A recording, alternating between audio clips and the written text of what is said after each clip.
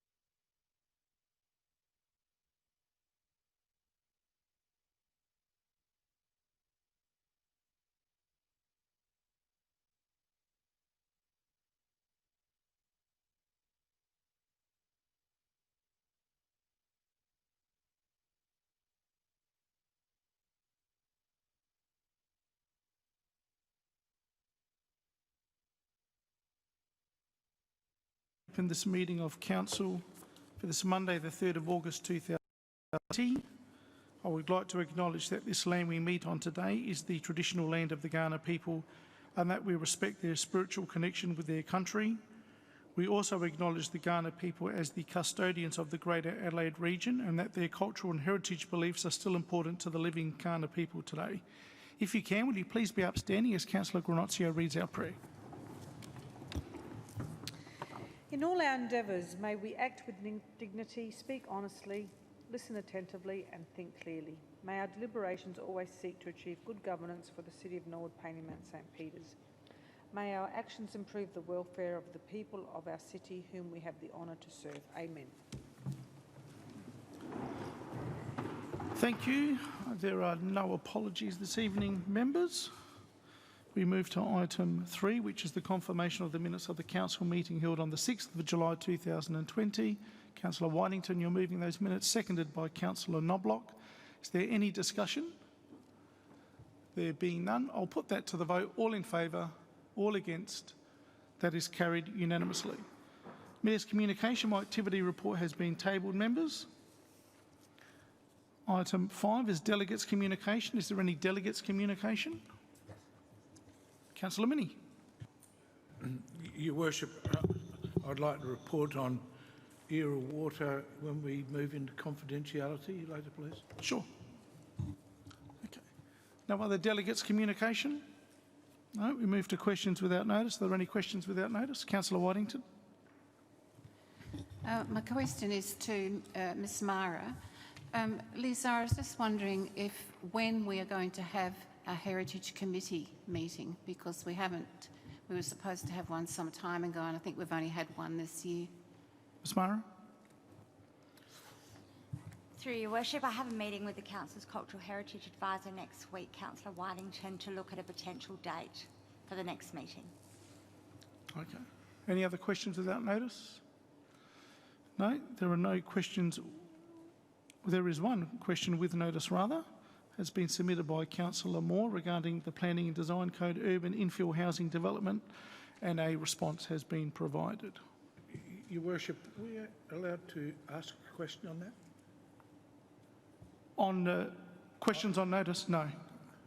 Thank you. We have a deputation this evening, members. Ms Jan Chorley, the CEO of the Australia Day Council, has requested to make a deputation regarding the citizenship program. Ms Chorley, welcome. Thank you very much, Your Worship. 5 minutes to address the council, after which time there may be some questions for you. But just before I invite you to speak, Mr Chorley, I'll just advise that I have declared a perceived conflict of interest in this matter, as Multicultural Affairs, where I work, assist the Australia Day Council with the Australia Day Parade. Over to you, Ms Chorley. Thank you very much, Your Worship, and also it's wonderful to be here, to be with the elected members. I really would like very briefly just to talk about the Australia Day Council of South Australia for those of you who perhaps aren't as close to our work as others. Firstly, we're a membership-based not-for-profit organisation. We have 5 strategic drivers, and they are to celebrate diversity and inclusion. And I think the example of the Multicultural Parade that takes place in Adelaide every Australia Day is truly one of the most spectacular parades in the country, and we should all feel very, very proud that exists and has been grown over a long period of time. Secondly, we place reconciliation at the centre of everything that we do, and you know, you would all be so aware of the challenges around Australia Day for many of our First Nations peoples, and our council, board and staff work very hard to ensure First Nations engagement in all that we do across the year. We're very stakeholder driven, and one of our key stakeholders is local government, so we're keen to ensure that we have a close working partnership with you every day of the year, because you are essential to our work. We also, as a fourth strategic driver, celebrate inspiring Australians and communities, and you would all be aware we're very lucky that we've had 2 Australians of the Year over the last 2 years. Dr. Richard Harris, of course, you'd remember him from the rescue of the Thai boys who played soccer and their coach. And of course, this year we have Dr. James Mukey and 2 South Australians in a row. How amazing. But we're also very interested in really acknowledging and celebrating South Australians who live in their communities, who go the extra mile every day of the year, and you know those people, and through the programs like the Citizen of the Year, we amplify their wonderful active citizenship, and that's a really important part of what we do. And lastly, we work very hard to ensure good governance and sustainability. So really what I wanted to share with you tonight is that the Australian Aid Council has been in existence for nearly 30 years. We are really deeply about ensuring that councils have the opportunity to nominate a Citizen of the Year every year, someone that you think or you believe has made an outstanding contribution to the everyday life of your communities. We also provide an ambassador to your council, and I think you've had a range of those ambassadors over the last few years. I think you've had Michelle Lally, Bill Denny, Michael O'Connell, Mem Fox and others, and they are usually high-profile South Australians who volunteer to speak at any of the events that you host in the lead up to or on Australia Day or any other day. For example, if it's NAIDOC Week, or it also might be Harmony Week as an example. We also provide a toolkit for local government operational staff in supporting them around any delivery of any programs around Australia Day. And this year, councils will receive additional assets that will provide greater awareness of engagement in the lead up to and on Australia Day in the alignment with the National Australia Day Council, which is going to be called the Story of Us, Respect, Reflect and Celebrate campaign. And my understanding is that your own mayor is actually featured in that. I'm not sure if you know that, Your Worship, but apparently there's a small little element of you in there. So we conduct the Australian of the Year program, the Citizen of the Year program. We also conduct the Public Service Medal, the Inspiring South Australian Women's Award, and also the Multicultural Languages Award in partnership with the Department for Education. So there's some of our award programs, but the other element that we're particularly keen to look at is how we together promote active citizenship, and whether it's new citizens coming in and into a citizenship program, or whether it's for people who've been here all of their lives, we're very keen to look at how together in partnership we can actively promote that sense of belonging and that sense of commitment to one's own local community, which a council like yours, of course, does very well and has done over a very long period of time. I think that's probably really what I wanted to say. I just wanted to really thank Council for its support to our organisation, to look at how together we can continue to strengthen our partnership and to really explore if there's other ways or other elements that you think we should be paying attention to in not only on Australia Day, but the whole year in the way that we embrace our citizens. So that's what I'd like to leave with you this evening. Thank you, Your Worship. Thank you very much, Mrs. Chorley. Are there any questions for Mrs. Chorley? Councillor Max. Thank you for your presentation. I enjoyed that. I'm interested in your work in active citizenship. That sounds like a great idea. Are you working with schools at all with civics education? Because I'm not sure if that's been waning over the years, and like if do young people actually know how to participate in meetings, or are there other ways that they engage in their communities? Yeah. Ms. Chorley? Thank you very much. That's a wonderful question. You'd be very aware that there are significant programs within the education sector that really I think it's actually called Civics Values, was what it used to be called, and that really is very much around the promotion of young people being active citizens and promoting that concept of for young people to explore that. In relation to our work, we work across all age groups in terms of the promotion of active citizenship. But I think you're right. The way that we continue to engage young people is always a question, and one that we need to be paying more attention to, I think. particularly during these COVID-19 times, we'd all be aware that there are increasing concerns about young people's mental health and the kind of exposure that they're having to a range of societal issues. And the way that we go about engaging young people in all that we do is something that we all need, I think, to pay attention to, and one that we as a council are very considerate of and need to continue to be so. Thank you. Are there any other questions? No? Thank you very much, Mr. Chorley. My pleasure. Thank you. you. Members, we move to item 9, petitions. There are none. There are no written notices of motion this meeting. Item 11 is staff reports. 11.1, South Australia's draft waste strategy 2020 to 25 and draft valuing food waste strategy. I think, Ms Walters, you're here to answer questions on that one. Thank you, Eleanor. Are there any questions for staff? Councillor Knobloch.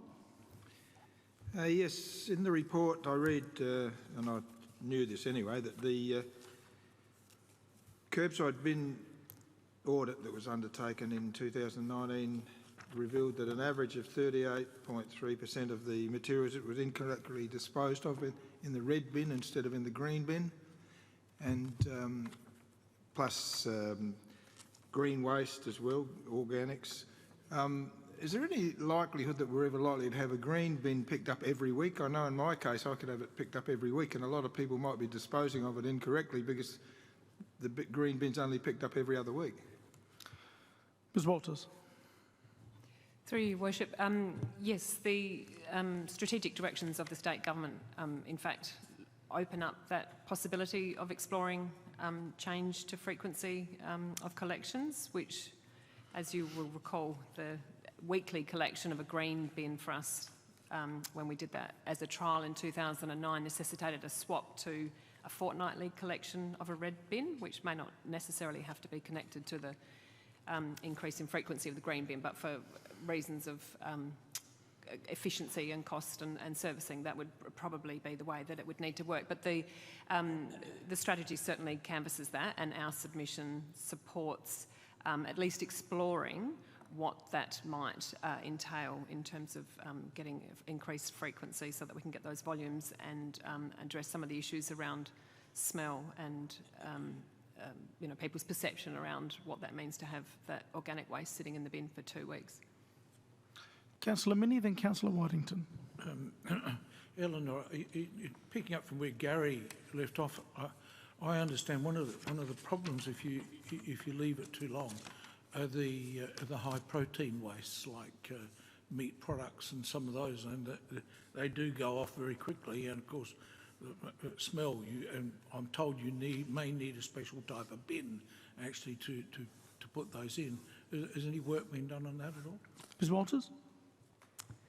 Through your Worship, that's not something I'm familiar with, and I'm not sure if East Waste have been exploring that, but no, that I wasn't aware that there was a different sort of bin that would better deal with green waste. Councillor Whitington.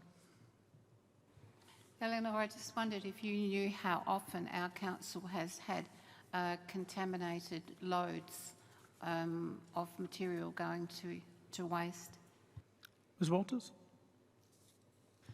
Apologies, that's not something I have to hand, and I think it's infrequent that the whole load is deemed contaminated, and it would be difficult sometimes to attribute to an individual council because of the way they run their trucks, but no, I don't have that information. I could certainly provide it. Thank you. Are there any other questions for Ms Walters? Councillor Patterson.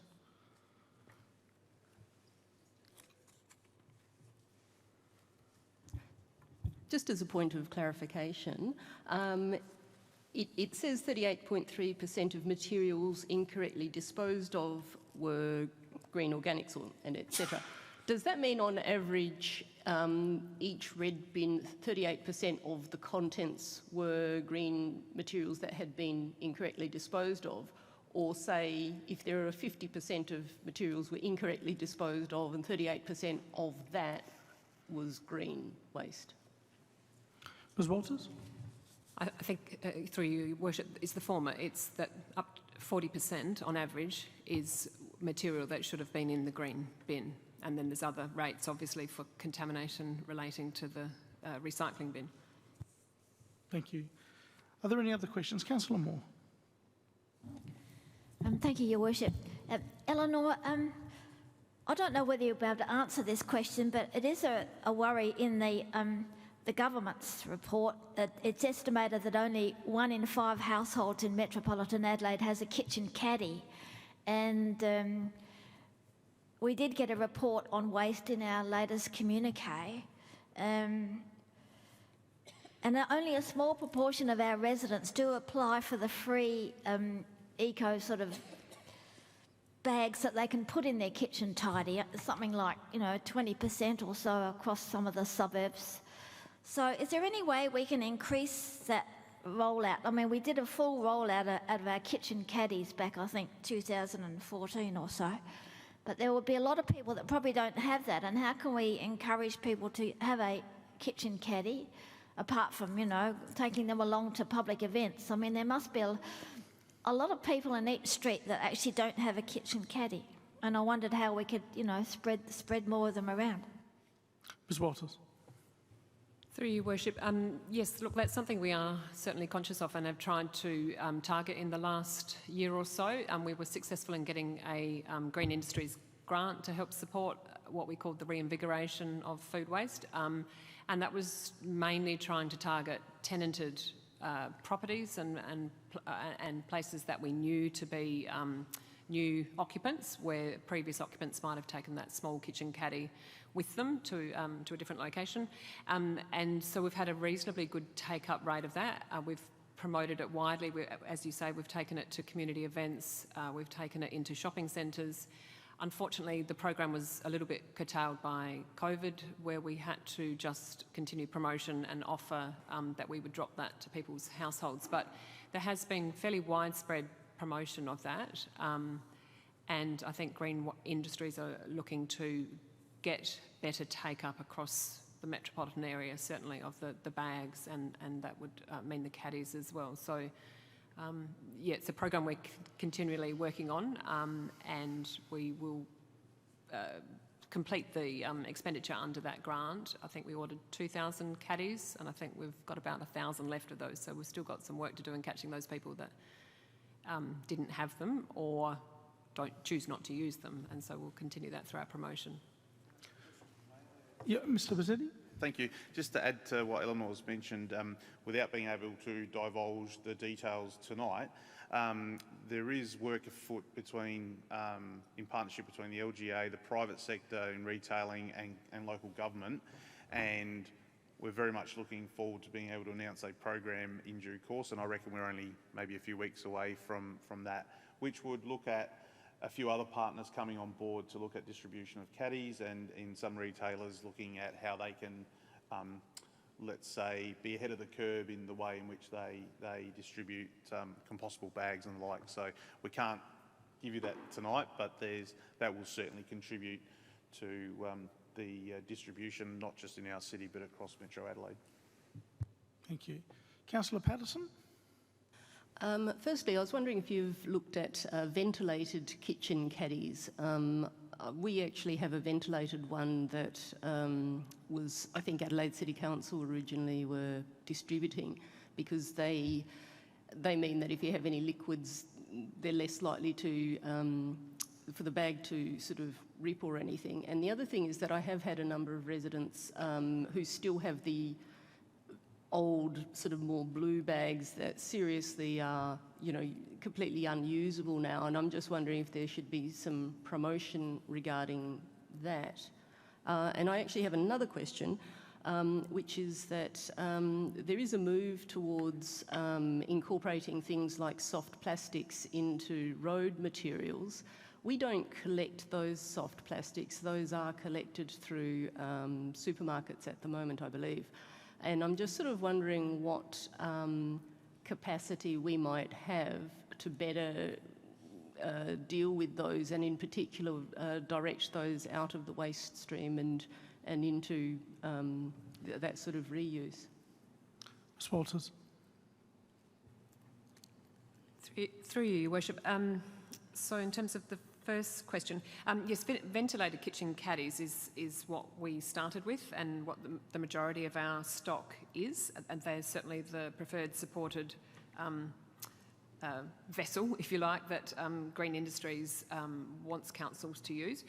During the time we did the, and now those 2,000 extra caddies that I spoke about, they in fact were a solid-sided similar shape container, and through our procurement process in that instance we were prioritising the use of sustainable plastic, so looking for 100% recycled plastic content, and the ventilated caddies weren't available with any recycled plastic content. So we had a different sort of environmental driver during that procurement process. And we are pleased to report that possibly through asking the question of the supplier, they now do make those out of recycled plastic content. So we changed up our supply for that objective. In terms of the blue bags, we've always had green bags. I know Burnside Council have a purple bag, but we have never distributed a blue coloured bag. But some of them, they're bluer. They're green, but they are a different colour green, and they disintegrated very quickly. And I've found there are still some people who are trying to use these things, and you can't even. We had ones, and they, you couldn't, after 12 months or something, you couldn't get them off a roll and open them. It was very, very difficult.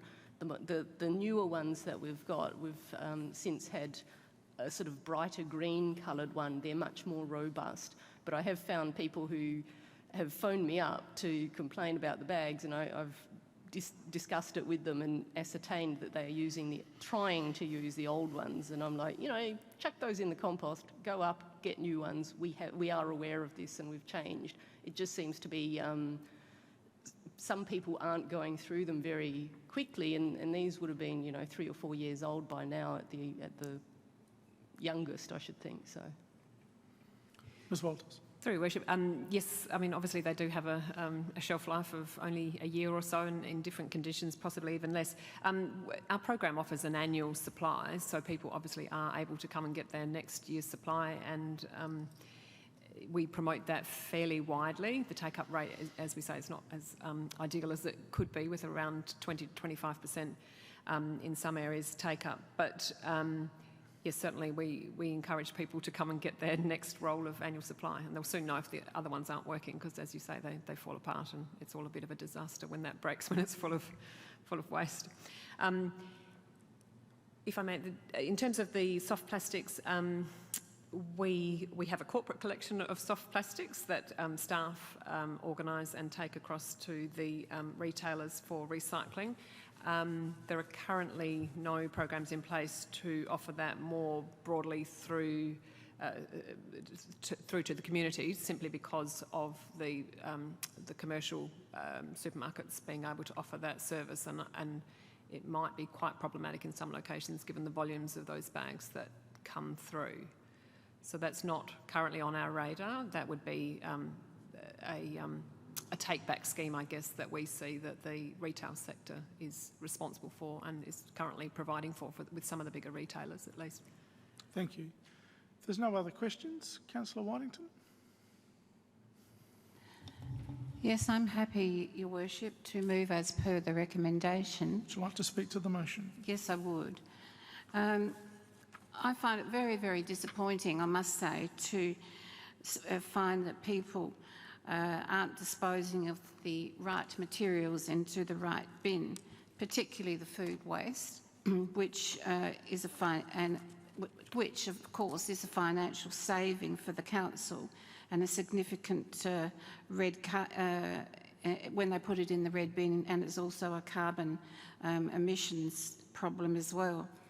I have always thought that our council has been very proactive in investing in education programs for the community, for schools, for clubs. We advertise in Look East, and we have the provision of organic caddies and compostable bags.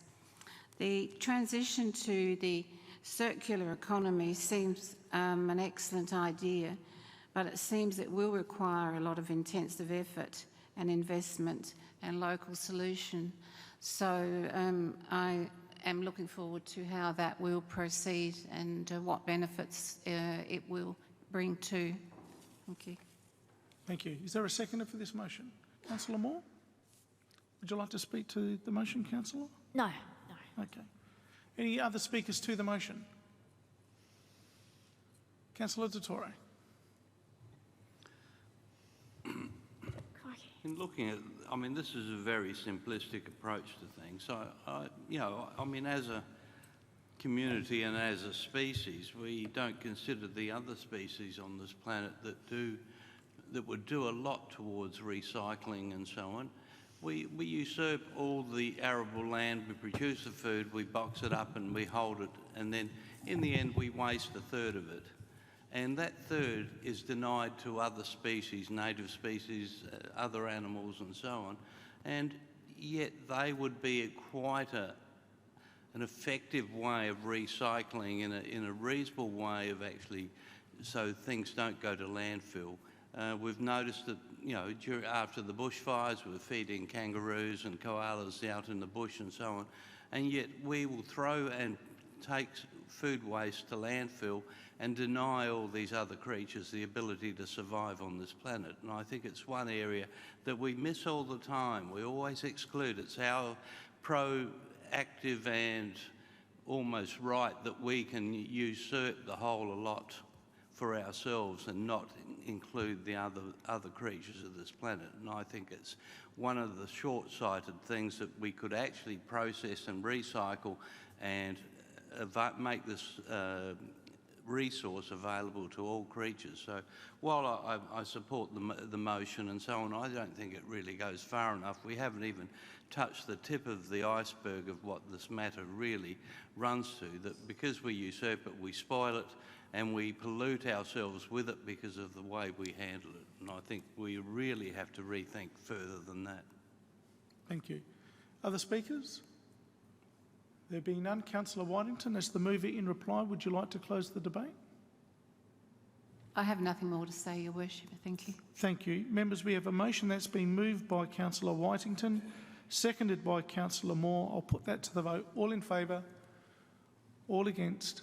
That is carried unanimously. Item 11.2 is a tree removal process. Are there any questions for staff? Mr. Cole, would you like to, Mr. Thompson, to answer any questions there may be for you, gentlemen? Councillor Moore. Thank you, Your Worship. Through you, I'd like to ask staff, in the case where a development application is involved and there's pressure on to get the process tidied up within a week, a decision on whether a street tree should be removed where a developer's involved, would it be possible for the ward councillors to be advised after the decision is made by the manager of development assessment, provided with a picture of a photograph of the tree and also the decision, just so that the ward councillors are kept in the loop about what's going on with tree removal? I don't wish to make it more bureaucratic and time expensive, and I know the manager of development assessment will probably, I'm not sure whether they'll even be an employee of the council under the new planning system where they're sort of responsible to the council's assessment panel, but I'm just asking whether that's possible, whether that would be too onerous. Mr. Thompson. Through you, Your Worship. Yes, definitely. If the council were to go with the recommendation, that was the intention, that there would be a reporting through the communique, and we can certainly include photographs of the tree as well. Thank you. Councillor Minnie? I think I share Councillor Moore's concern. I have a simple solution to this. I think if a council tree has to come out, simply refuse the application. That way you've dealt with it in the time and it's over and done with. I think this is actually a very dangerous precedent for... So Councillor, is there a question here? Yes, there is a question. And the question is, how are we going to stop just a rampant removal of trees or development just running willy-nilly and saying, well, trees don't matter anymore. Mr Thompson. Through your worship, I think it's important to recognise that there's really no change to the status quo in terms of at the moment, if a development's proposed and that development necessitates the removal of a street tree, or at least in the form that's proposed. Currently, the council has to consider, as owner of that asset, whether or not it will allow that tree to be removed in order to enable that development to occur. Nothing changes under the new system other than the timeframes within which the council is required to assess development applications is much less than it was previously. So the intention behind what's before you tonight is to try and make that process as efficient as possible so that those timeframes can be met, because if we don't meet those timeframes, then under the new system, there will be the opportunity for applicants to press a button on the planning portal saying, I'll take a deemed consent, so they get an automatic approval. Councillor Minnie? Further question, Your Worship. Sure. Mark, as I understand it at the present time, if a development application is lodged that requires the removal of a street tree, we do sometimes tend to negotiate a change in design so that that tree can remain. We will not be afforded that luxury of negotiating with the developer anymore, will we? So we need to have a policy that says no right up front. Mr Thompson. Through your worship, no, we certainly will have that opportunity. If it's determined that the tree in question should be retained, and that's going to be, in each instance, a case of balancing the value of the tree with whether or not there are alternative design options available. But if the decision's made that no, the tree can't be removed, then we have exactly the same ability to say no or to negotiate a different outcome than we do presently. It's just we need to get those negotiations done earlier on in the process up front so that we can then move forward either way with the application. Thank you. Councillor Patterson? Regarding the replacement of the tree, would I be correct in saying at present we only charge for the sapling that would then actually be planted? Mr Cole. Through your worship, yeah, that's correct. We generally replace one for one where a tree is removed, and that cost is then incurred by the developer, a cost for the removal of the tree and for the replacement of the tree. Councillor Patterson? I guess what I'm thinking is that different age trees actually have a different environmental value, and when we are required or whatever to remove a tree, we suffer an environmental loss and a degradation of our environmental stock. And I'm just wondering if there's some way of better acknowledging and recouping some of that by maybe looking at the economic value of the tree, or requiring developers to put something like a tree net inlet or something that will enable the tree to establish at a faster rate so that it comes back up to the same economic value that we have actually lost. Because one of the problems is every time you fell a mature tree and you replace it with a small tree, it will take 20 years. And you know, if this was an asset management plan, we would be talking about depreciating costs, we would be talking about the lost value, and that I don't think is adequately captured. Mr Cole? Through your worship, you're right, Councillor Patterson, there, with a larger tree it can be more valuable. However, it's not likely, in my experience, that we remove large valuable trees. As a tree becomes larger and more valuable, it's less likely that it would be removed for a development. With regards to replacements, we will always look at any planting opportunities. It's rare that we would simply plant a one-for-one replacement. If there is more opportunity in that area for us to try and offset the loss of a tree, we'll put as many trees in as we can, or as there is room for.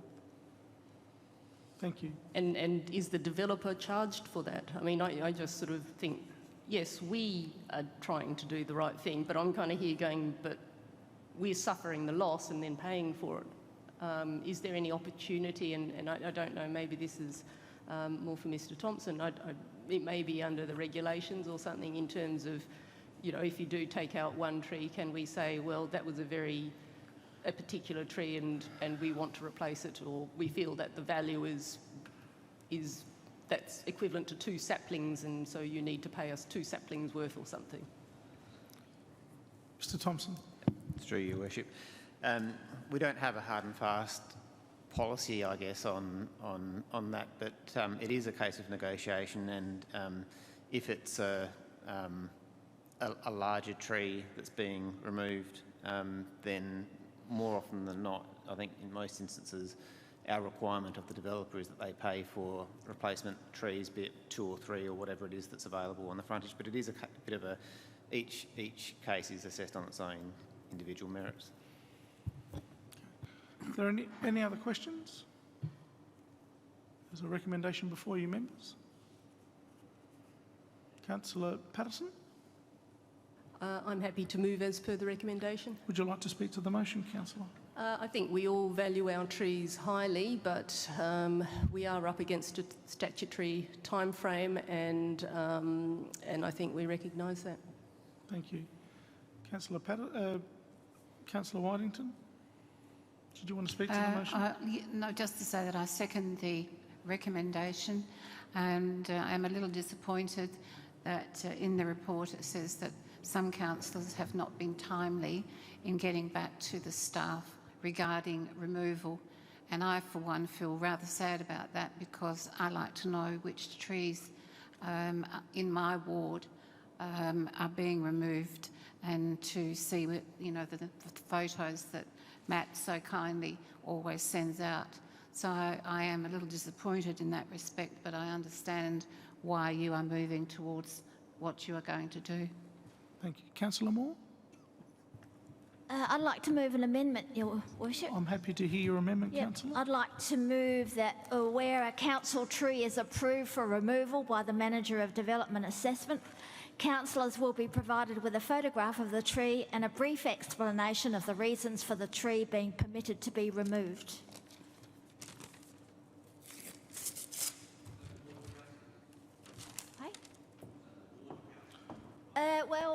The Manager of Development Assessment said we can put it in the communique, so I think all councillors could get a photograph of the tree and the reasons for. So essentially, Councillor Moore, this is a part 3. Part 3, okay. Yes, part 3. Would you like to speak to your motion, councillor? Your amendment, rather, councillor? Well, just very briefly, I think, as Sue said, it's good for the ward councillors in particular to know which trees are being removed from their ward.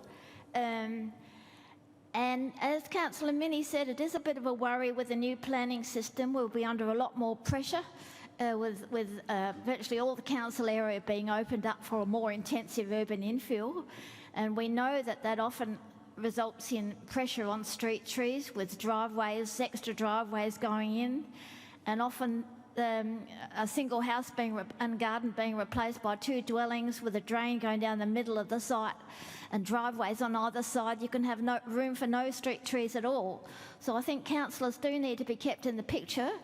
And we'd also like to, I mean, it's not so bad if it's a small tree, young tree being removed, but if it's a mature tree, we'd certainly like to know what's coming down. So I think that's reasonable. Don't want to create extra work for any of our staff who are already bogged down with lots of work and not enough bodies to do it. But if we could get that advice, I think that would be very good. Thank you. Is there a seconder for the amendment? Councillor Moorhouse? Would you like to speak to the amendment, councillor?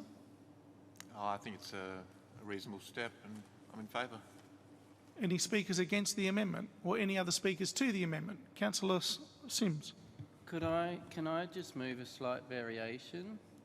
Well, I'm happy to hear it before I determine whether I accept it or not. In part 3, I would just put in brackets photograph where possible, just in case that staff can't always take a photo of every tree.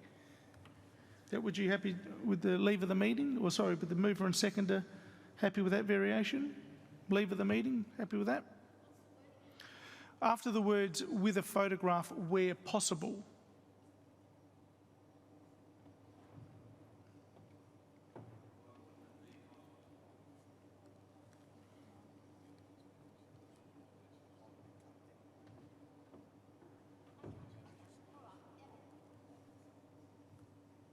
Yeah.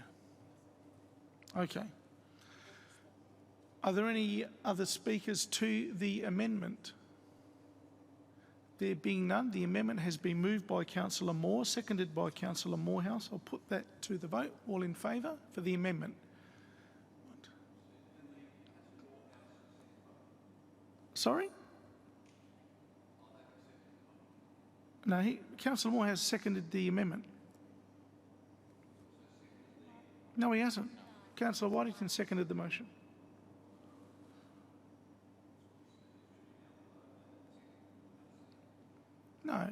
No. Councillor Moorhouse seconded the amendment, then Councillor Sims sought a variation. That's how it reads.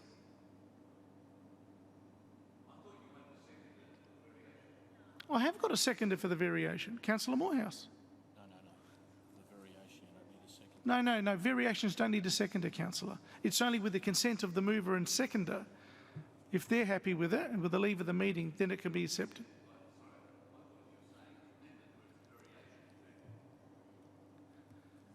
No, but Councillor, the variation has been accepted. Now we're voting on the amendment. That's where we're up to. Yeah. Councillor, just keep, we are streaming live, so turn your microphones on. So could you just, have you... My understanding is it's a variation, okay? Yeah. And the amendment's there, but it's a variation of the amendment. You're asking for, we vote on the amendment now? Yes. Okay. Yes, right. because the variation has been accepted by the mover and seconder to the amendment. Okay? All right. Can I show of hands again, please? Those in favour of the amendment? Those against? That is carried unanimously. We now have an amended motion before us. Is there any member who hasn't spoken who wishes to speak to the amended motion? Councillor Di Toro. Yeah, Your Worship, it was in relation to how do we value a mature street tree or any street tree that we've got. I don't think we have a policy adequate enough to actually address that motion. I think Councillor Patterson has sort of brought it up in we need to have a way to quantify the size of the tree, the canopy size and whatever, and use that as a offset against what the developer is going to provide us with. It's not just removal and replacement, it should be removal and replacement with a suitable sized tree to match, or 3 or 4 trees that collectively meet the same environmental footprint. And I think we have to go down this path, I think, as an essential way of dealing with it. But we must have a strategy and a policy of how we deal with it sensibly, so staff can actually make that determination very readily through the planning staff and the arborist approach, and that way we then would be presented with a like-for-like replacement all the time, rather than having to go into this quandary of what we should get back for the community. We need to have a qualified and quantifiable process on this, and I think we should be developing that as part of the strategy as well. Thank you.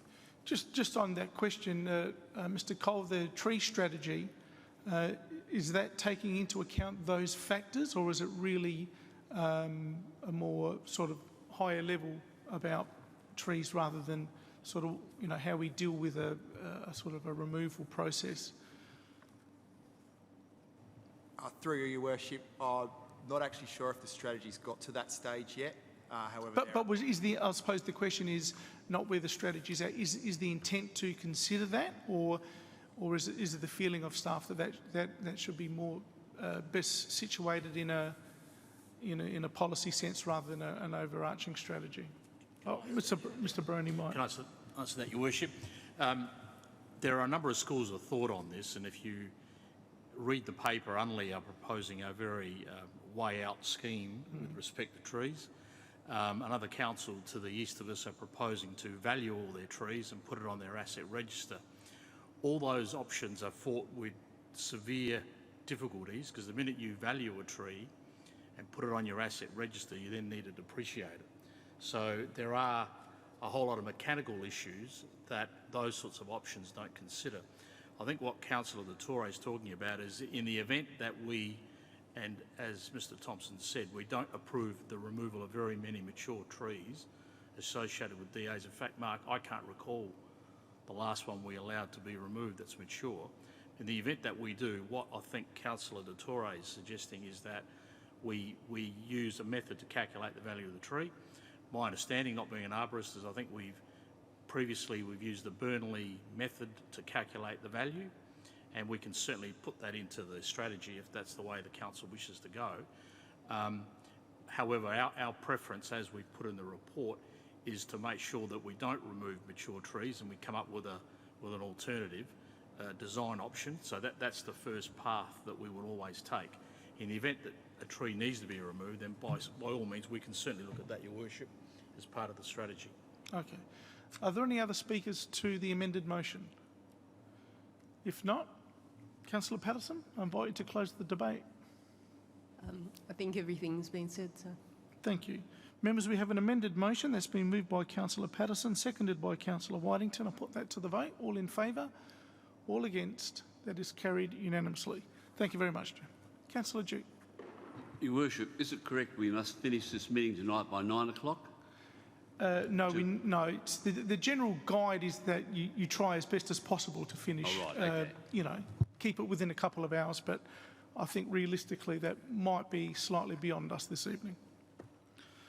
11.3 members is review of policies. Any questions? If there are no questions, I'm happy to take a mover. Councillor Mini. Did you wish to speak to the motion? No, Your Worship, I think it was quite acceptable. Councillor Knobloch, you were seconding that.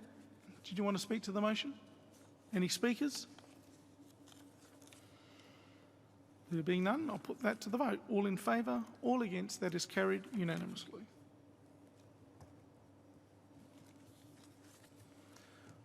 Item 11.4 is monthly financial report for June 2020. Any questions for Ms Perkins? There are none. Thank you, Councillor Moore. Did you want to speak to your motion? No? Seconder, Councillor Duke. Did you want to speak to the motion, Councillor? Any speakers to this motion? There being none, I'll put that to the vote. All in favour, all against, that is carried unanimously.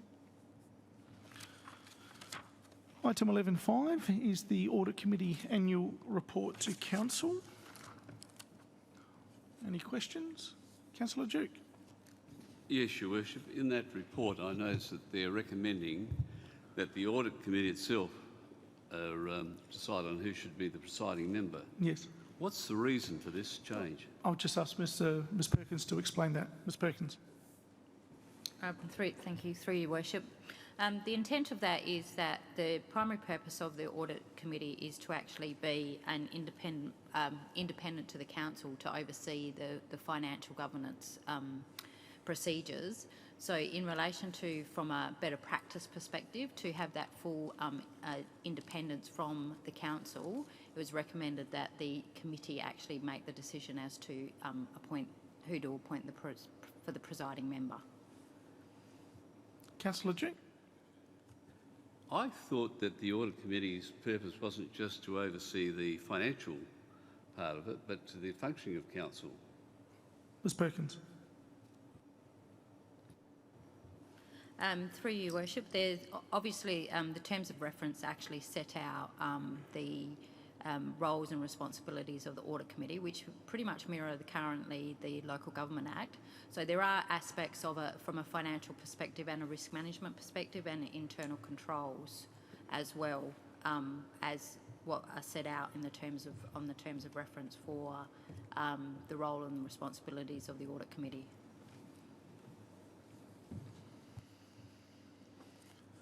Any other questions? Councillor Mini?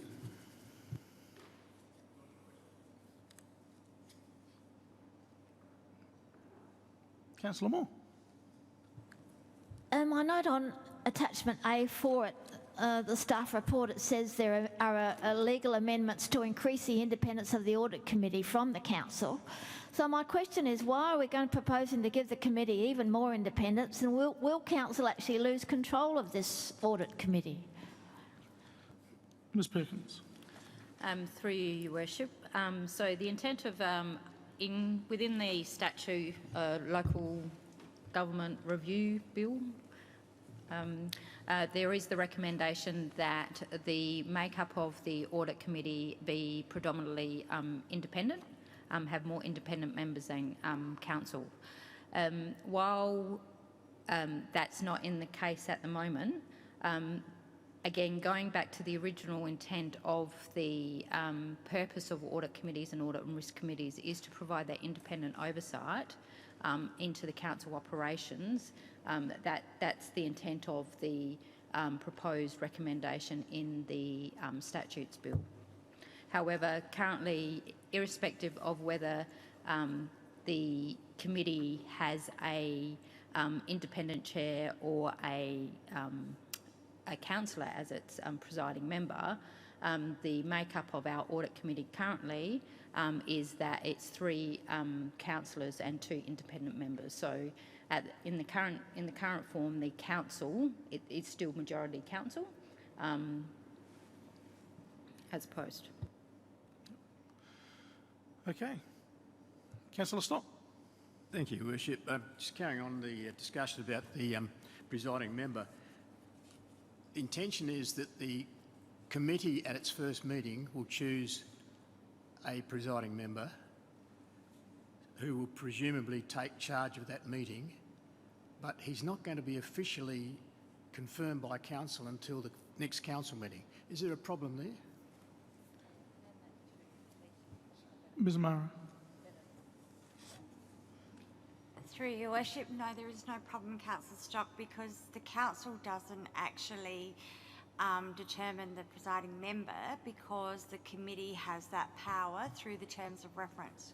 So the minutes that are presented to the council are confirmed or the recommendations, contained within the minutes are actually adopted by the council as recommendations of the council.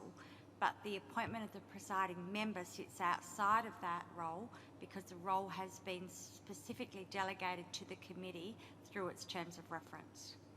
So from the minute that the presiding member is appointed of that committee, then that appointment is valid and the presiding member will chair the meeting from that point on.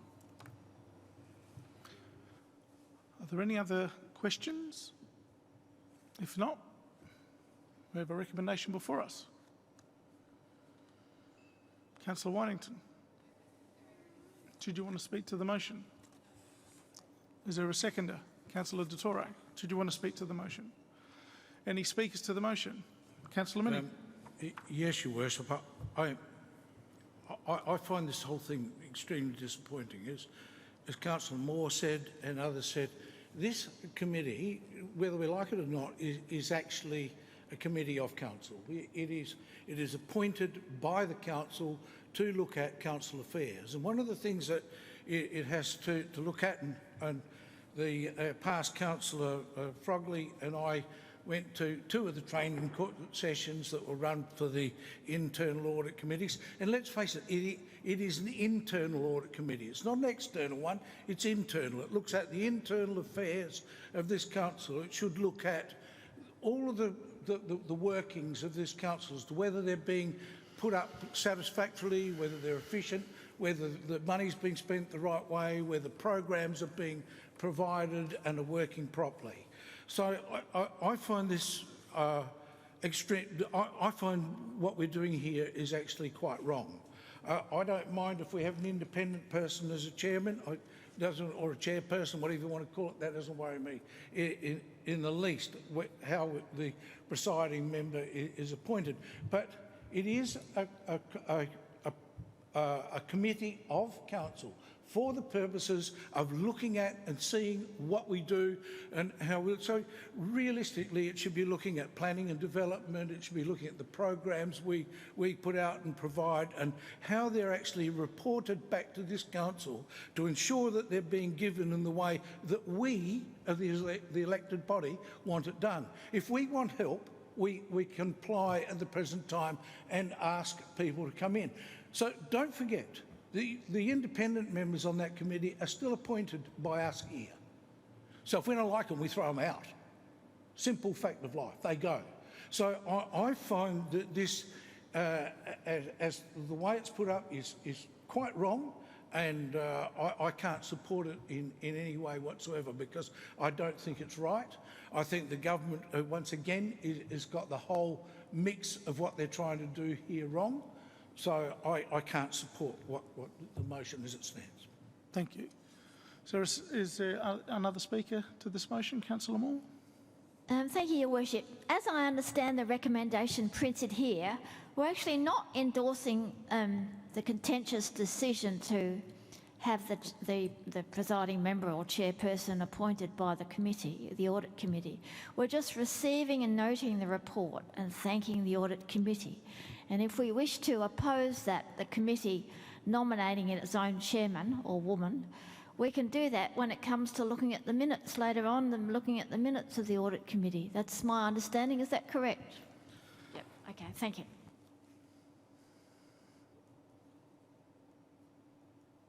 Other speakers?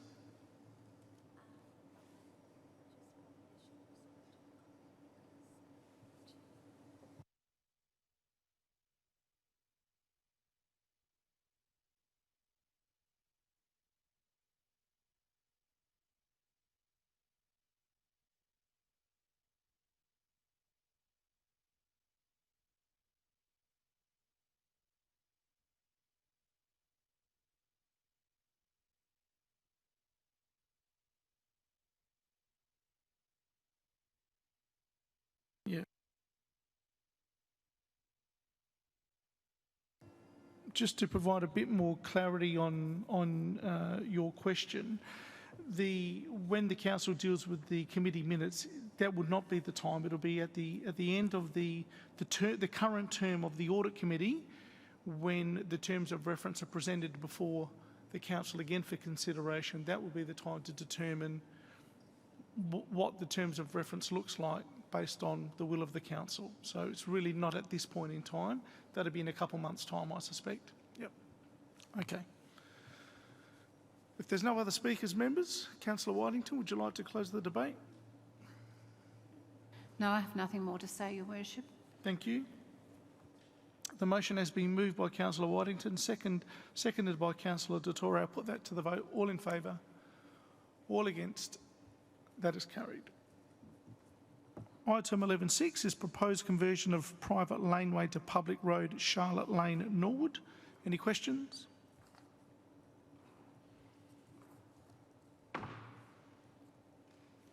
Councillor Patterson.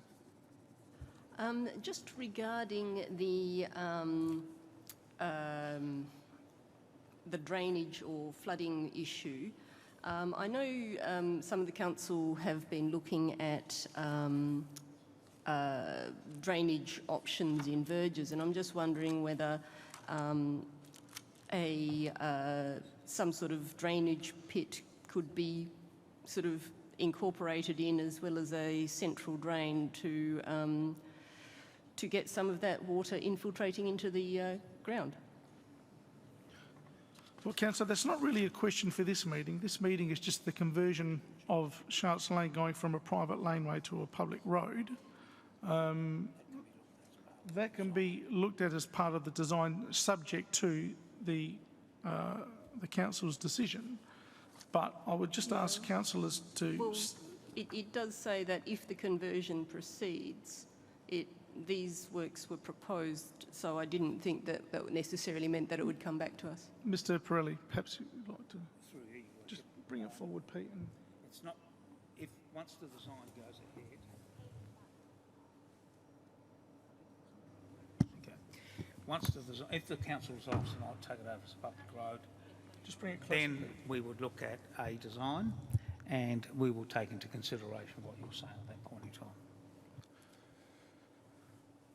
in time. Councillor Patterson. Sorry. I note that currently or historically we have already maintained the seal in Charlotte Lane. Does that mean that, or do we have an idea of what the condition of that is in terms of going forward? And I think under the conversion process, we often charge to get that seal up to our level, but I assume in this case we don't have to because it's already at that level. Ms Mara? Through your worship, we don't actually charge any fee associated with the works to bring the road up to a public road, the laneway up to a public road standard. The fees that are applicable to a private laneway conversion are the legal fees to actually transfer the ownership of the land to the council and to make that road a public road. So any fees associated with the, any costs associated with the construction of the laneway are not attributed to any of the property owners. Okay. Are there any other questions? Councillor Di Torre, then Councillor Moorhouse. Just briefly, on the number of respondents and percentage of agreement of 75%, is that just strictly a council policy, or is that what is the legal requirement on this matter? Ms Mara? Through your worship, there is no legal requirement, councillor. The 75% was a percentage that was agreed to by the council as part of the development of the policy.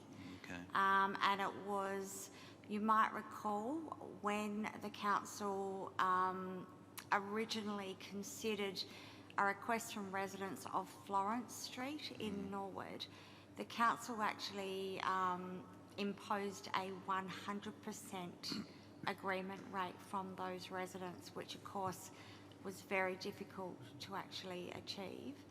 When the policy was then developed as part of the discussions and referenced back to the difficulties associated with trying to get agreement from 100% of property owners, the council at that time determined that 75%, there was a discussion between, if I remember correctly, two-thirds of property owners or a bit higher, and the council actually resolved to come up with the 75% at that point in time. So it's certainly not a legal requirement, but it was deemed to be the fairest approach when looking at the conversion process. Okay, thank Councillor you. Moore? Was it Moorhouse? Kester? Yeah, through your worship, I take it with our policy being to convert 2 private laneways per year, that if we don't go ahead with this, we would go ahead with do another laneway instead. I was just wondering what criteria we use for determining what laneways get converted and what could potentially be done instead. Smara. Through your worship, unfortunately, councillor, no, if this laneway does not proceed, we won't be in a position to actually replace it per se. The private laneway policy, the way it's actually structured is that the first 12 months is spent actually doing the research, because it's a very lengthy process, and the consultation with the adjoining property owners. Once we get agreement, obviously behind the scenes, Urban Services do some assessments in terms of the laneway and what is required to bring it up to a public road standard. That's also a lengthy process as well. There is an assessment that has actually been undertaken of the 60+ laneways that we have, albeit there is going to now, probably within the next few months, be an updated assessment undertaken. So the plan is that, yes, we will program to do 2 in a year, but it's actually over 2 years, because the investigation and the legal process takes 12 months. And then, of course, we need to budget for the work to be undertaken, which happens in the following year. So whilst Charlotte Lane and Nelson Lane have been undergoing research over the last few months, we've also commenced research in respect to another laneway, but we're not at that point where we can just replace this laneway with that laneway because of the time frame. And in fact, what we have discovered, and we will probably present that to the draft policy to the council at the September meeting, is that due to the processes that are involved, it actually, as you can see by this report here, it is not actually possible to sometimes achieve 2 laneways in one given period, and we probably need to have some flexibility in the policy that recognises that, and we'll probably be recommending to the council therefore that the policy be amended to reflect up to a maximum of 2 laneways in a year because of the difficulties associated and the timeframes associated with the process of conversion and then obviously implementing the work. The reason that this is presented to you tonight obviously is that if you look at the numbers in terms of the responses from the adjoining properties, we're only a couple off in terms of the numbers, and the percentage itself is so close, but it just does not meet that policy threshold. However, it is a policy threshold. The policy threshold was determined by the council, and hence the reason that we're bringing it to the council to get some direction, because we are certainly keen to see it proceed.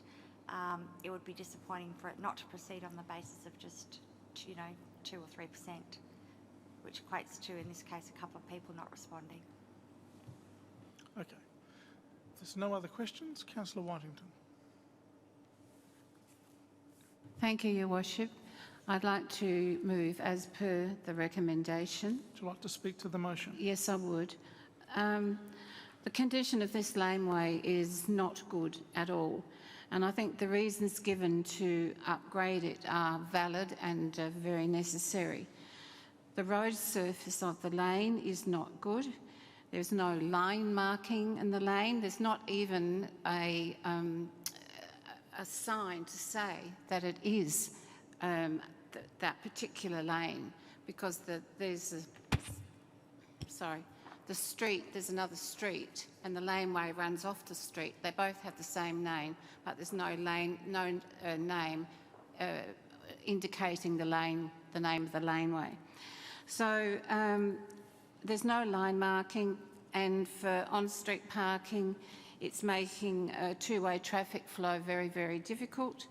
There's an absolute lack of street lighting, and that really, really concerns me. There's not one street light. It is a very long lane, which then turns around at the end and goes back onto Fisher Street.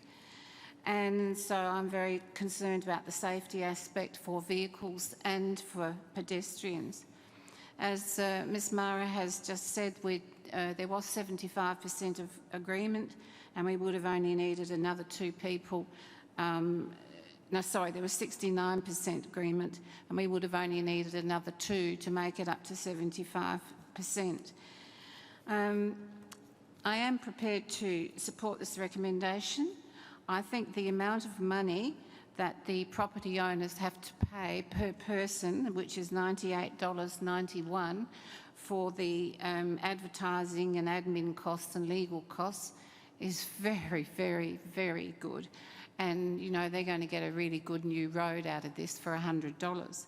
I think it's a gift when one considers the amount of work which will have to go into redoing the road and making that a worthwhile road surface, etc.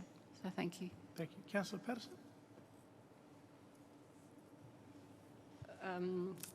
Well, I had a question, but it I saw your hand up.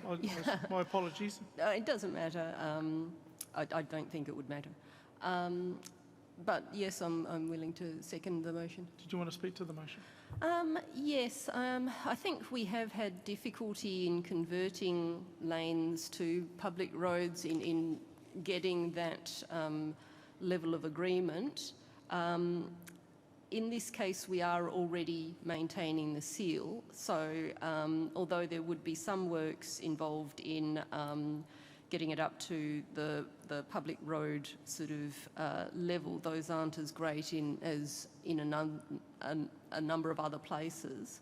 And I note that some of the difficulties in obtaining agreement were, for example, elderly property owners who do not consider future benefit, and I think that's actually quite disappointing, but perhaps understandable. If they were younger property owners, then they potentially would see that future benefit. And I think it would be quite sad that those sort of owners can stop an entire proposal from going ahead. Thank you. Any speakers against the motion? Or any other speakers to the motion? Councillor Moorhouse. Yeah, look, I'll support the motion because I think it's a laneway in dire need of upgrading. So I'm on board with that. I guess what I would say though is that I think whatever the rules are that we have on what level of agreement we want, what percentage we want, I think we should stick by it. There should be, as a general rule, there should be a rules is rules approach. I mean, I think when we look sometimes at what happens with planning across this state, and we see, you know, that something can be built at 7 stories when it's not planned for that, we all get frustrated at that. And so I think it should be a rules is rules approach. And if we think that 75% is too high, then perhaps we should consider lowering that and then sticking to it. Thank you. Other speakers? No? Councillor Whitington? No, I don't wish to say anything further, thank you. Thank you. Members, we have a motion that's been moved by Councillor Whitington, seconded by Councillor Patterson. I put that to the vote. All in favour, all against. That is carried unanimously. Thank you, Ms Dunning. Item 11.7 is nominations for President of the Local Government Association of South Australia. Any questions? Do you have a question, Councillor? I do. I have a nomination. You have a nomination? Yeah. I'd like to nominate Mayor Karen Redmond of Gawler. Can I just ask before you do that, does she know you're nominating her? Yes. Right. Okay. Councillor Duke. Yeah. Do you have a nomination as well? Well, we have to have a nomination before we... Well, we don't have to, but yeah, that's right. Are there any other nominations? No? Is there a motion that the City of North Payneham St Peters nominates Mayor Karen Redmond? Yes. Remember, this is not voting for her for President. That's right. Nominations close on the 28th of August. This is simply to put Mayor Redmond's name forward for nomination. Yes. This is the first step in the process, not the end step in the process. Okay? So you're moving that way, Councillor... I'm moving that way, thank you. Seconded, Councillor Granozio. The Council nominates Mayor Redmond of the town of Gawler.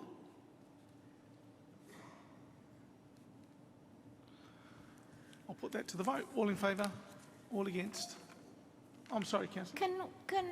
Can we have some debate on this? Can we have Councillor Mex talk about Mayor Karen Redmond and her qualities and whether she's likely to stand up for our historic residential areas and everything? I think to be fair, Councillor, that debate is to be had when the council gets to actually formally vote on who it wants. This is just a nomination, sort of the preliminary process, if you like. As we've seen in the past, nominees for GayRock or SAYROC, or in this case the LGA presidency, they fill out their, they present their CV or whatever their platform is or stand for. That'll be the opportunity to assess Mayor Redmond's nomination, and I assume there'd be at least 1 or 2 others as well who'd probably nominate. So that'll be the time for that, Councillor. Yep. Okay, we did vote on that? No, we didn't. No, I'll put that to the vote. All in favour? All against? That is carried unanimously.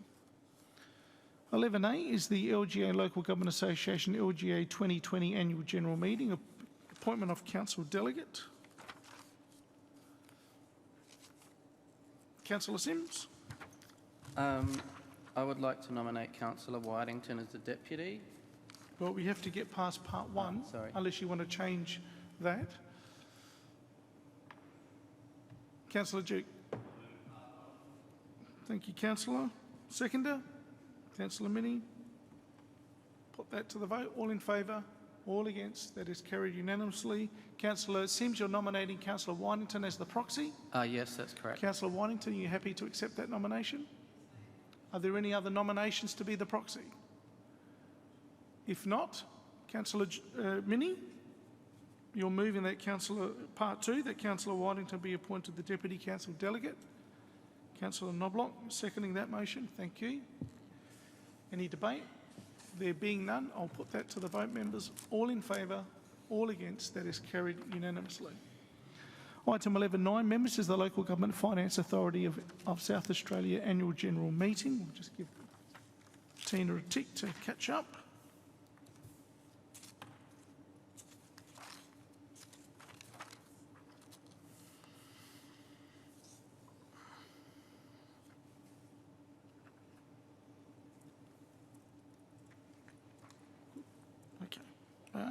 Any questions? No, there's some alternative recommendations for you there, members. Councillor Moore? I think I know what I'm doing. I'm happy to move part 1 of the first of the top recommendation. Yes. Right, thank you. Seconder? Councillor Dotore. Put that to the vote. All in favour? All against? That is carried unanimously. Part 2, does the council wish to nominate a proxy delegate?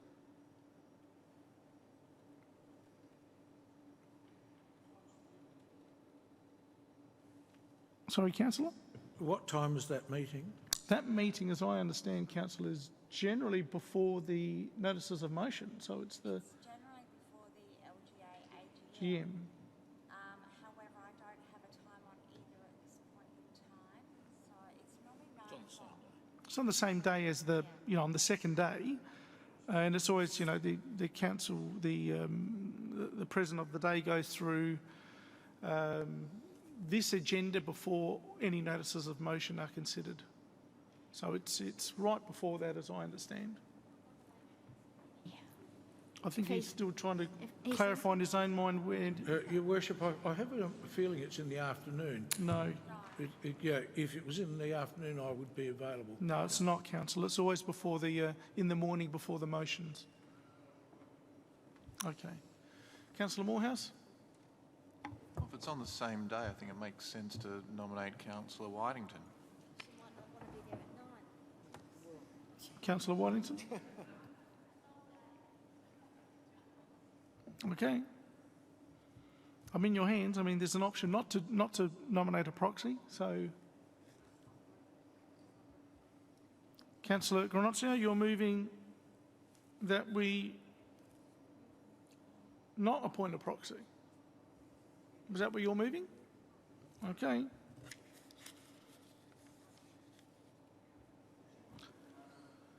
Is there a seconder for that?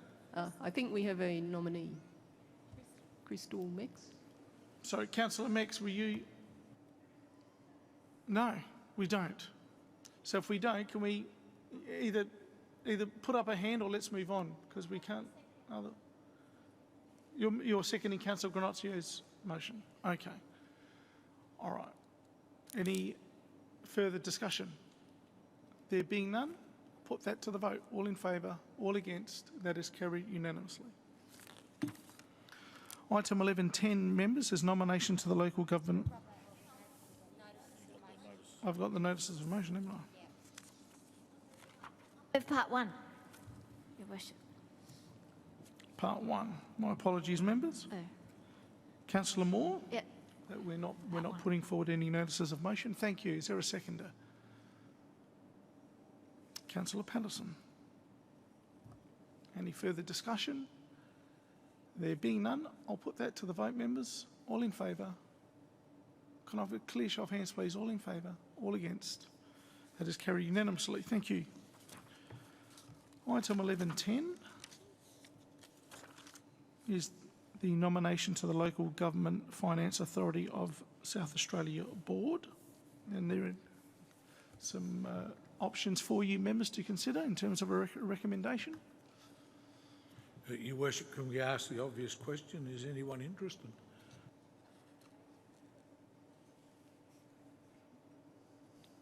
Doesn't appear to be. Councillor Minnie? Doesn't appear to be. That being the case, Your Worship, I'm quite happy to move the first part of the recommendation. Thank you, Councillor Minnie. Seconded by Councillor Stock. Is there any discussion? There being none, I'll put that to the vote. All in favour? All against? That is carried unanimously. Item 11.11 is nominations members of the Local Government Association of South Australia Greater Adelaide Region Organisation of Councils, more commonly known as GAROC these days. Again, there's some alternate recommendations for you to consider. I'm in your hands.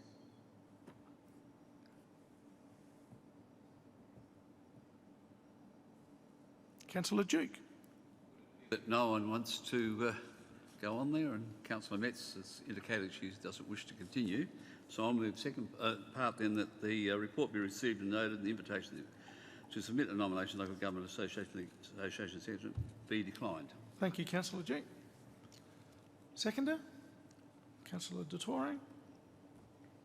Any discussion? None? Sorry, Councillor. Move an amendment. Move an amendment. It could be a second motion. I'd like to move that Council thanks Councillor Mex for the work she's done on Garrett. Yep, as the part two, yep, I can. Yep. Is there a seconder for the amendment? Councillor Whitington. Any discussion? There being none, I'll put that to the vote. All in favour? All against? That is carried Conflict of interest there. unanimously. That is now part of the amended motion. There's no further discussion, members. I'll put that to the vote. All in favour? All against? That is carried unanimously.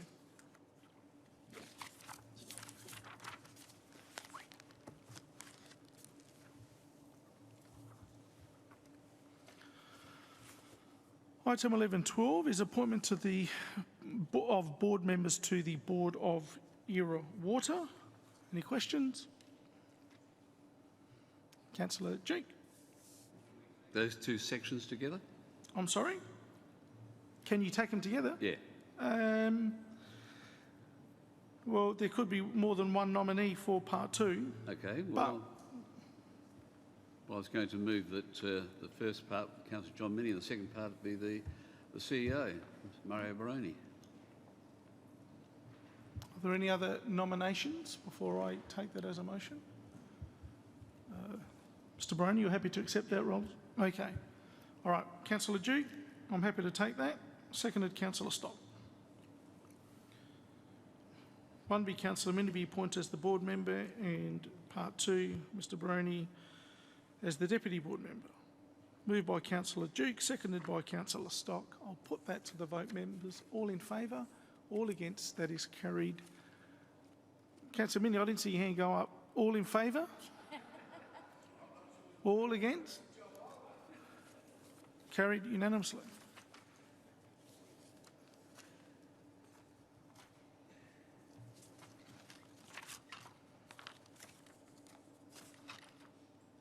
Item 11.13, members, is the Statutes Amendment Local Government Review Bill 2020. And we had a brief presentation last week. Are there any questions for staff? Ms Dunning is here on hand. I think she's taken carriage of this one. Councillor Mex, then Councillor Stock, then Councillor Duke. Thank you, through your worship. I'm asking about the annual business plans, the changes to the process there, and how we have to have our act together by the 31st of December, I think. How is that going to affect the consultation program with the community? And will it be short? Ms Perkins. Through you, Your Worship. That's probably a really good question. So from my understanding is that while the bill does not indicate that you actually have to have your full annual business plan, there's just critical parts of the elements of the annual business plan that you have to have decisions made on, i.e. your rate increase and all the critical things that you have to actually go through that process before you can make those decisions. I suspect what we will have to do is probably have a basically start our budgeting process now, around this time, probably in July, to actually go through all those processes.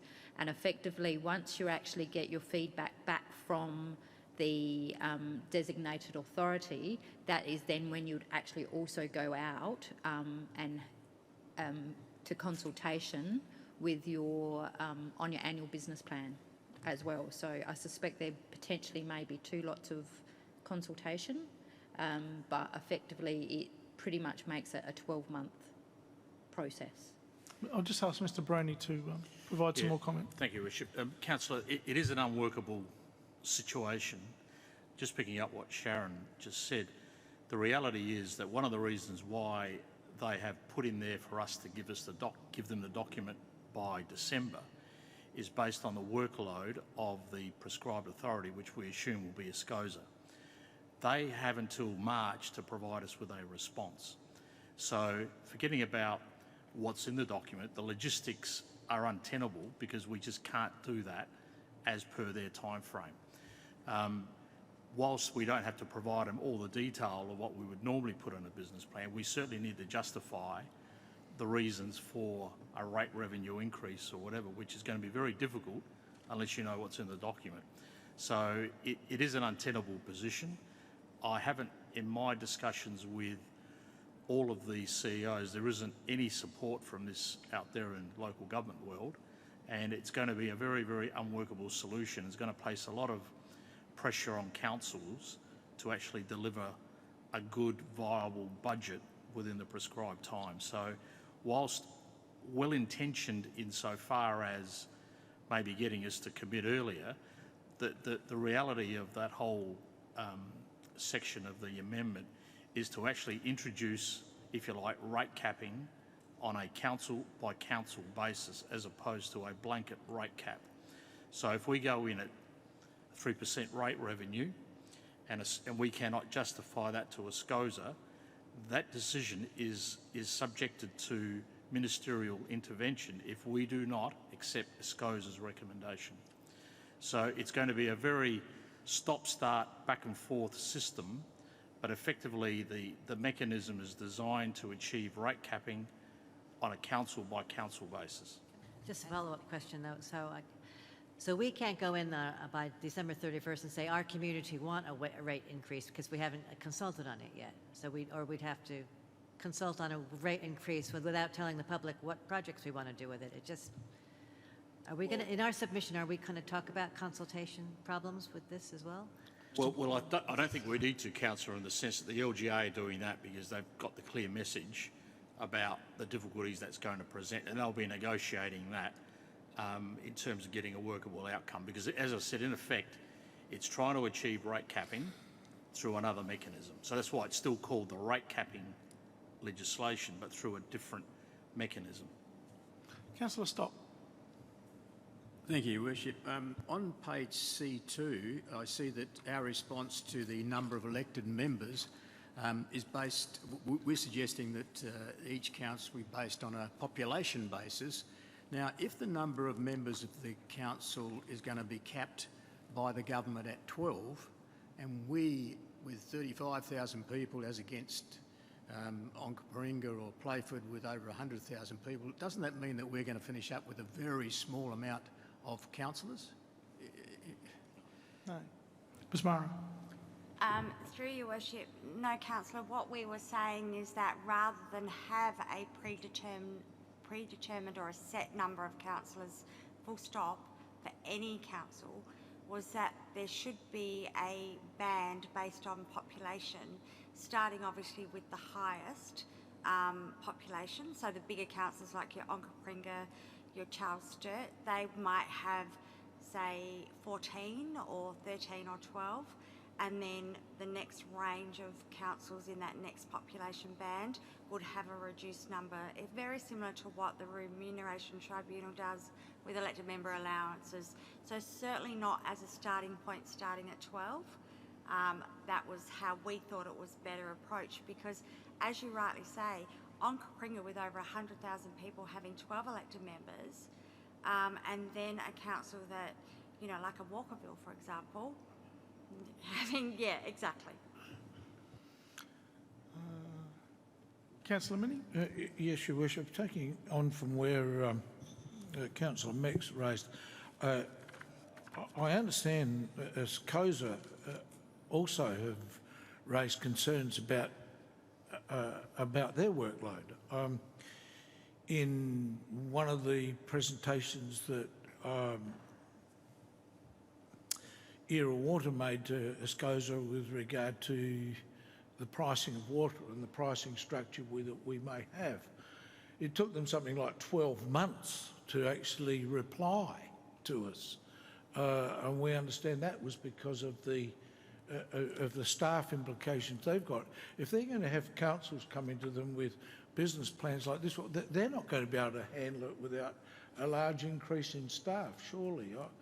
Has the Chief Executive got a comment at all, please? Mr Broney? Your Worship, well, they won't be able to go much beyond the date that's set in the legislation, because then that would lead to severe problems.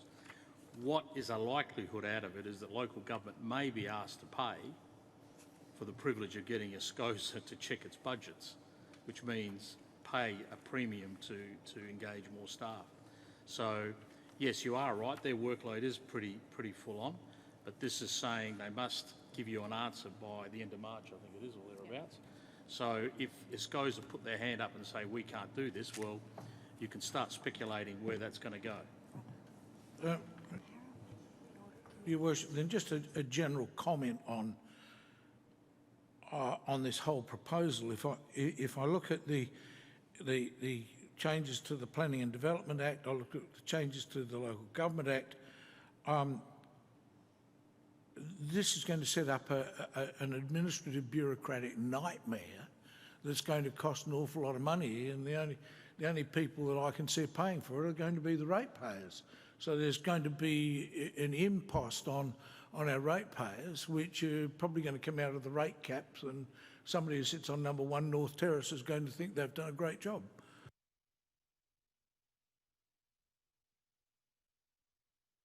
Councillor Duke. Worship, if there's no more questions, I'm prepared to move recommendation. Happy to take a motion, Councillor. Yeah, and in doing so, I've got another part to it. Okay. Oh, you've got it there, put it there. And in fact, Council does not support the proposed amendment. The first part is the same as moving that way, that the statutes, amendments, etc. be contained within an attachment of this report be submitted to local government. With regard to Section 48 of the Local Government Elections Act 1999, method of counting and provisional declaration, first of all, the Council does not support the proposed amendment, and that Council supports the introduction of equal preferential voting for local government elections, together with the discretion of electors to choose optional preferential voting as part of the voting process. And I'll explain to people why I'm moving that way. I think we all know that at the present time in local government elections, it is not compulsory to vote. Yet electors are told they must vote for the number of candidates in their ward equal to the number of vacancies, or their vote will be deemed informal. Electors are only entitled to vote at full value, despite being entitled to more than one. Representatives are only entitled to vote for full value for one, although they're actually entitled to more than one represented. They're only allowed to place the number 1 against the name of one candidate. They're saying in determining the other councillor in a 2-councillor ward is limited to allocating a fraction of their surplus quotes to another candidate. And I think people know the way that's worked out. I won't go into the detail here. Assuming that the first choice obtains a quota and then they got that left over.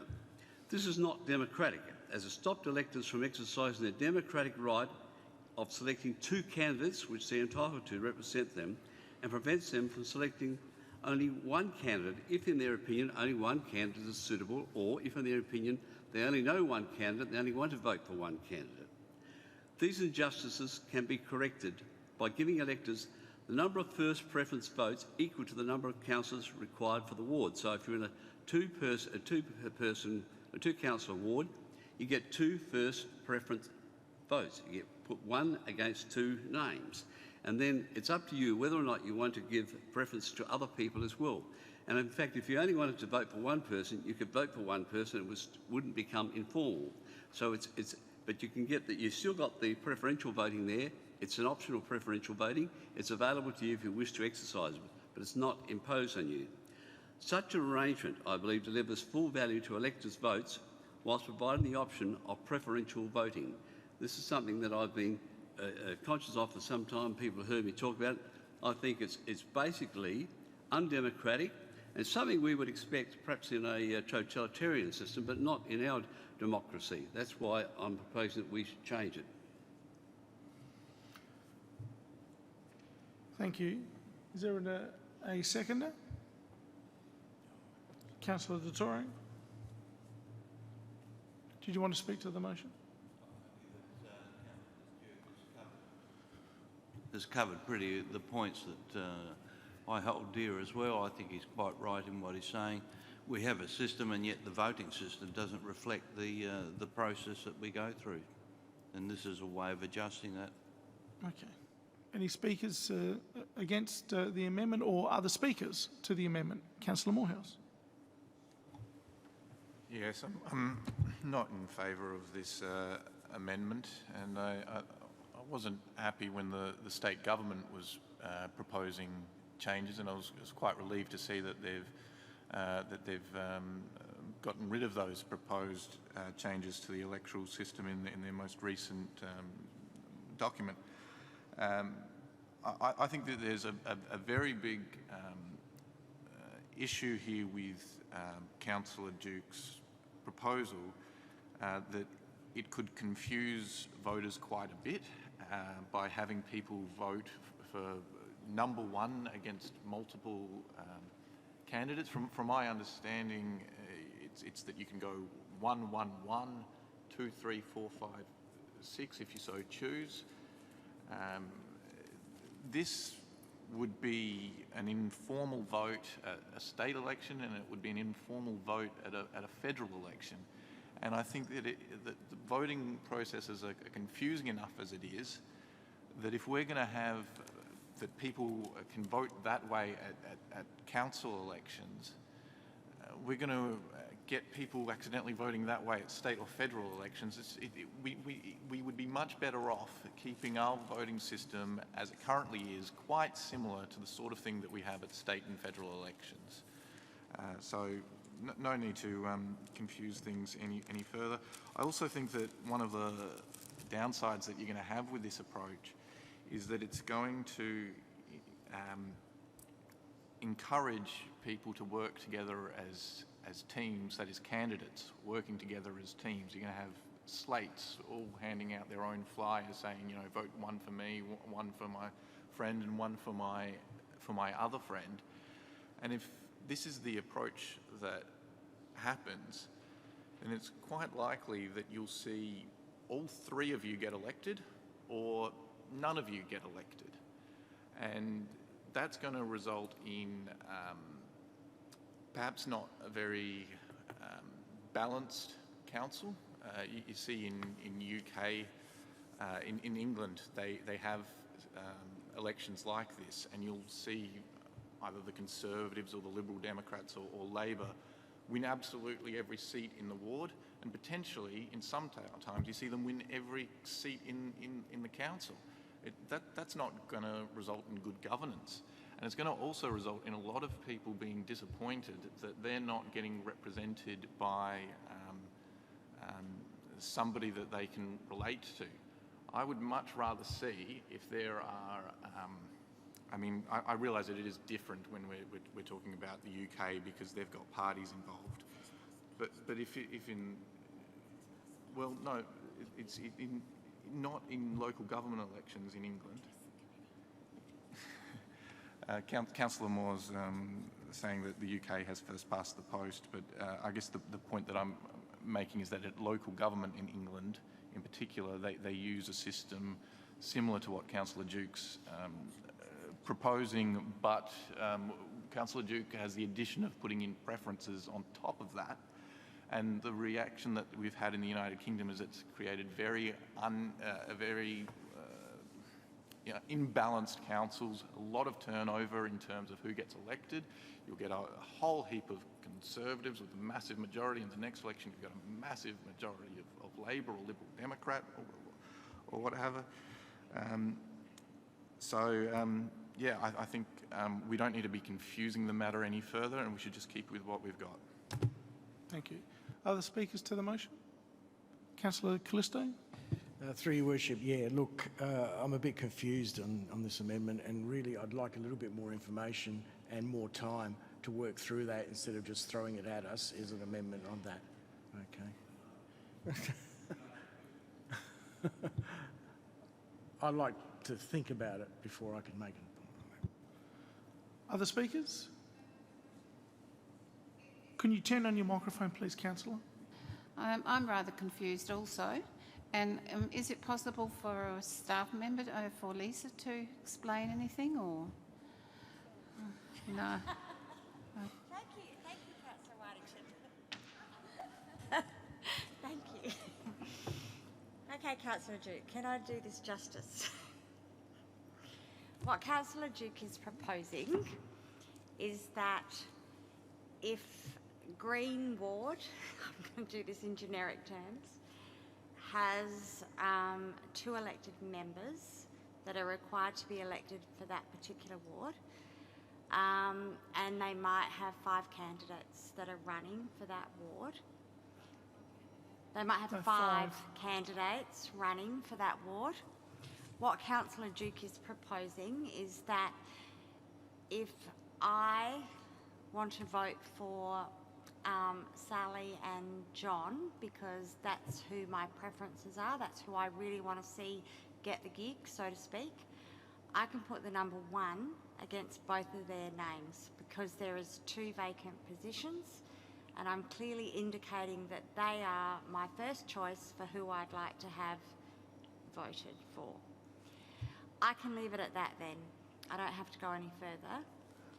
However, if I then decide, well, actually, I also don't mind candidate X as well, so I might actually put a number 2 against their name, because I would, and then indicate the rest of my preferences, because I don't mind either way in terms of the rest of the people that have nominated. The other choice that I could do is, if I don't like any of the candidates except for one, I could just put a number 1 against their name and only vote for one person as my ultimate choice.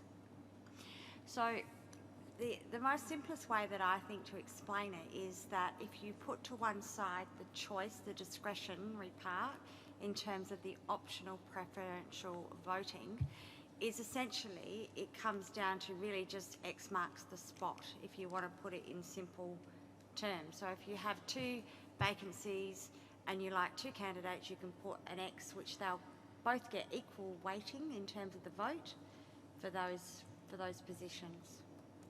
Throwing in the optional preferential, though, does mean that the elector or the voter has a choice to actually indicate their preferences throughout that voting card. I think I've got it there, Councillor Duke. The question I have is can you have 2 different voting systems for one process? I mean, if you look at a House of, let's say, for example, in the whether it be state or federal, you got your upper house, which is one system, be it the Senate or the Legislative Council, and then you've got the House of Reps or the House of Assembly, a different system. You don't have 2 systems for the one process. Is that, the question is what, I understand what Councillor Dukes wants to do. Is it possible to have 2 systems apply to one, to one process? I really can't answer Through your worship, I really can't answer that because I can. Okay. In case we've only got one system here for one process in local government. That's what I'm talking about, local government. It's one system for local government. No, but you're talking about two different voting systems. No, I'm only Yes, got you are. one voting system. Well, No, what am I Councillor, to? sorry. Part 2 is very clear. You're saying we support the introduction of one with the discretion, which means it's up to the voter as to whether they want to invoke a different system in introducing. That's optional preferential voting. That's what that is known as, and that's what everyone understands it as. That's optional preferential voting is. That's essentially part of it. You get and it's optional preferential. It's not compulsory preferential. It's part of the one system. And optional preferential voting is carried out in some countries. It's a fairer way of doing it because you're not compelling people to have to vote for people they don't want to vote for. Well, all I can say, if the motion is supported, we'll soon find out whether it's accepted or not. Councillor Moore. I do find it hard to make up my mind about optional preferential voting. I must say Dean Jench does support that. He's a retired professor of politics, and it does give voters more options. And the only concern I'd have is unintended consequences. And I'm not, we've heard Kester talk about everyone being elected or no one elected. I'm just not sure in my head that, if you had a lot of voters voting one and saying, I don't like the rest, you could just end up with one person being elected maybe for a ward, and that would be it. And what would you do then for a two-person ward? So I've no doubt Kevin will say to me, no, that couldn't possibly happen. They wouldn't all just like the one person. But I'm just not sure, so. No. Is that a question to him? No. I don't know. Anyway. Are there any other speakers? Councillor Minnie?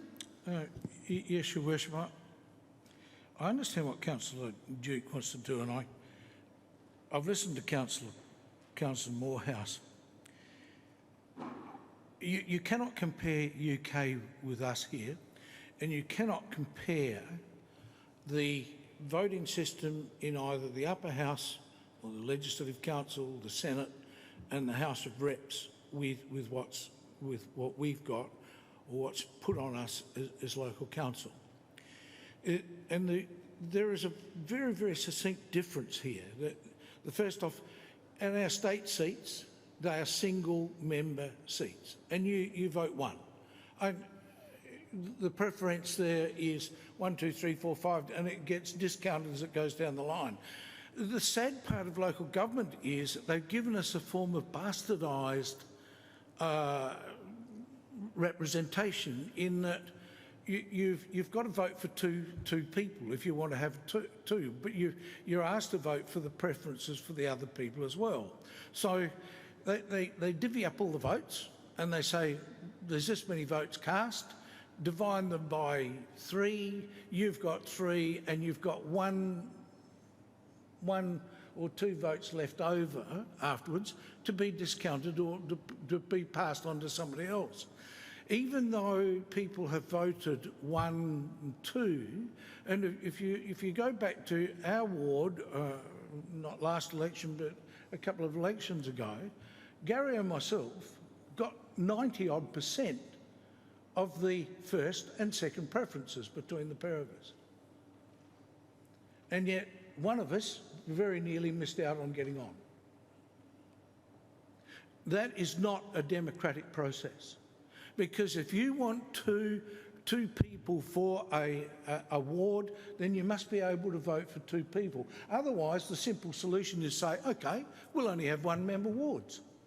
We'll just simply have 1-member wards, in which case we've got 1-member wards and we have first past the post and everybody goes out there and the person who gets the most votes is over the line. We're saying, what Kevin is actually saying, or Councillor Duke is actually saying here, is that people have got the right, because the way that the local government is set up here at the present time, there's two members for a ward, let those people that are selecting them have 2 choices, because that's what they're ultimately asked to do. They're asked to have two choices, and that's what this is all about. It's about having two choices. Understand where Councillor Morehouse is coming from, but let me tell you, no other voting system in the world tries to impose that kind of thing on people. If they want to if you go to a sporting club or a tennis club or any other, God forbid, even the club I belong to, we're having general elections at the moment, and you know, we want 5 committee people, and you've got the right to vote 1, 2, 3, 4, 5, and each one of those 1, 2, 3, 4, 5 votes counts as a first preference. They count as a first preference because in the end you add up and God bless my soul, Lisa, if I look at this chamber and we decide that we're going to have a vote, a ballot here, we come down, you're asked to put down the names. You add up at the end, you say 1, 2, 3, 4, 5, Councillor Moore's got 10, he's got 1, somebody else has got 2, they're out. So the ones that have got the most votes are on. What we're doing is saying for this kind of election, for local government, if you're going to have 2 candidates, for crying out loud, let's do it properly and let's do it fairly, because that's the way it should be. And it's not a fair process at the moment. It is not an optional preferential. It's not a first past the post. It's nothing. It's a kind of a system that somebody dreamt up because they didn't understand voting. Thank you. Any other speakers? No? Councillor Duke, invite to close the debate. Thank you, Your Worship. Yes, I think that's, I hope people can understand it. What I want is to have, if you like, a justice in the voting system. If you're entitled to have 2 representatives, you should be entitled to vote for 2 people. It's as simple as that. We do it here when we're selecting people on committees. We don't have a thing down there, you can only vote for 1 person. It's got to be equal like that. Now, what Councillor Morehouse and I have had some good discussions on this. And I think he's getting confused between federal, state and what they do overseas. There's different things altogether there. And this is not party politics. It's not party politics at all. And I make that quite clear. It doesn't come in there. It simply means that if you have 3 representatives in your ward, you're entitled to vote for 3 people of equal value. If you only want to vote for one of them, you need only vote for one of them. It's optional. You're not going to be rendered, if you like, informed because you only wanted to vote for one of those people. It really gives choice. The way we've got it now, it doesn't give choice, it's structured, doesn't it? So if you've got 2 councillors, you get 2 number 1 votes. It's up to you whether you want to give 2nd, 3rd, 4th, 5th or 6th preferences in there. If you don't, that's quite okay as well. But you do get 2, you get number 1, you get 2 first preference votes for the number of candidates required for your ward. That's what it's about. I think this is it's still maintaining the preferential voting system, but it's optional preferential voting, not imposing it. The only places that don't allow this, of course, are places like Russia and China. They don't allow it because they're totalitarian systems. They don't allow it. We are a democracy here, and we should be allowing this here and encouraging it. And in fact, you know, you could go through, and it would stop a lot of problems. It's not going to mean that no one's going to get elected or only one group's going to get elected. It's not quite that way at all. It means that you could, if you've got 2 people from 2 different groups and you say, I want that one, I'll give him 1 vote and I'll give her 1 vote too. And they might not be ascribing their own preferences, but people have got that choice to do it. What I'm doing is saying we're going to have full value representation so that people have got an equal say in who represents them and not have it messed around like it is at the present time. It's as simple as that. Thank you very much, Councillor Duke. The motion, members, has been moved by, it's an amended motion from the staff recommendation, seconded by Councillor Dottore. I'll put that to the vote. Clear show of hands, please. All in favour? 1, 2, 3, 4, 5, 6, 7. Those against? That is carried, 7 votes to 6. The mover, Councillor Duke, has called for a division. The decision is set aside. I'll ask those candidates who voted in favour of the motion to please stand and remain standing until I ask you to do otherwise. Voting in favour of the motion were Councillors Knobloch, Minnie, Duke, Dottore, Stock, Granozio and Moore. Please remain standing. Those voting against the motion Councillors Patterson, Whitington, Sims, Mex, Callisto and Morehouse. The vote is carried 7 votes to 6. Please resume your seats. Thank you. Members, we move to item 12, which is adoption of the... No, that was I think it was an amended motion.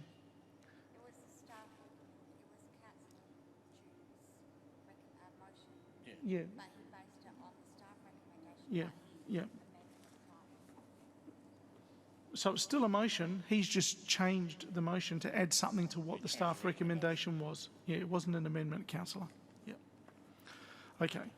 Item 12 is adoption of committee minutes, special meeting of the Norwood Parade Precinct Committee. Moved Councillor Patterson, seconded Councillor Whitington.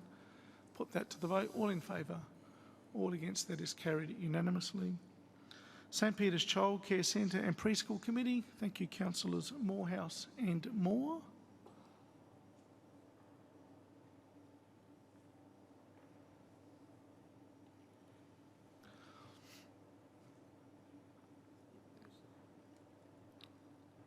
Any discussion?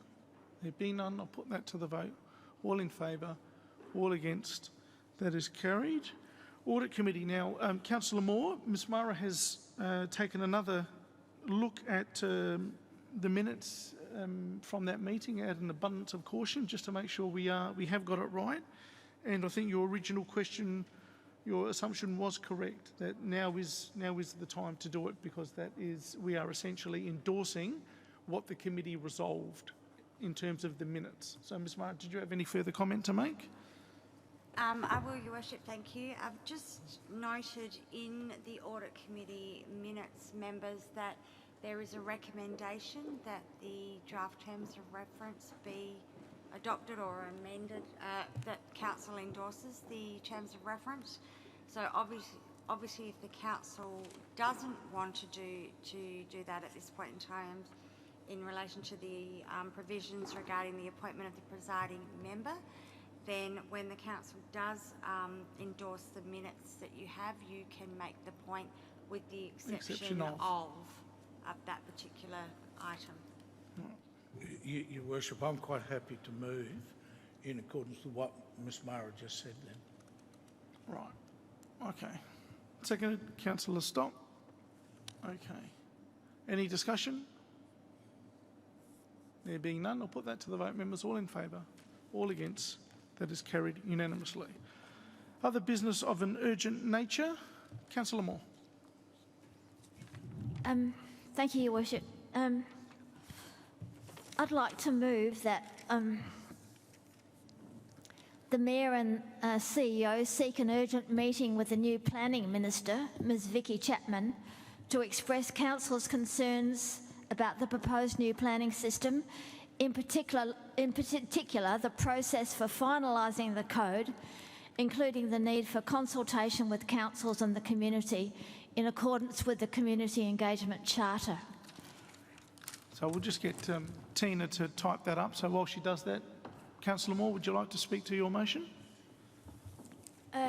Yes, Your Worship, thank you. At this late hour, after 3 to 4 heart-wrenching years of work on the new planning code, with the new planning system supposedly coming in September this year, we now learn that a whole new zone, the established neighbourhood zone, is just now being drafted by planning department bureaucrats. This is work that should have been done at the start of the process, not at the end. Having spoken with our main planner involved in tracking the whole process and trying to get the new planning system up to date, Ms Walters has told me today there will be no time for public consultation about this new zone. So it appears that council, the community and property owners are being left in the dark. And we've got no idea what is going to be in this new zone. And this is in I've cut myself out. This is in flagrant breach of the Community Engagement Charter signed off by the State Planning Commission. And the whole process for bringing in the new planning system has been, personally, I think, a shambles, with council and community concerns regularly downplayed by the Commission. The online planning system is chaotic to users and certainly not user-friendly. I would say it's user-hostile. And the latest report I saw in the paper where a couple of people in the industry said they'd been training on the new e-planning system, their words to the effect was, God help us when the new system comes in.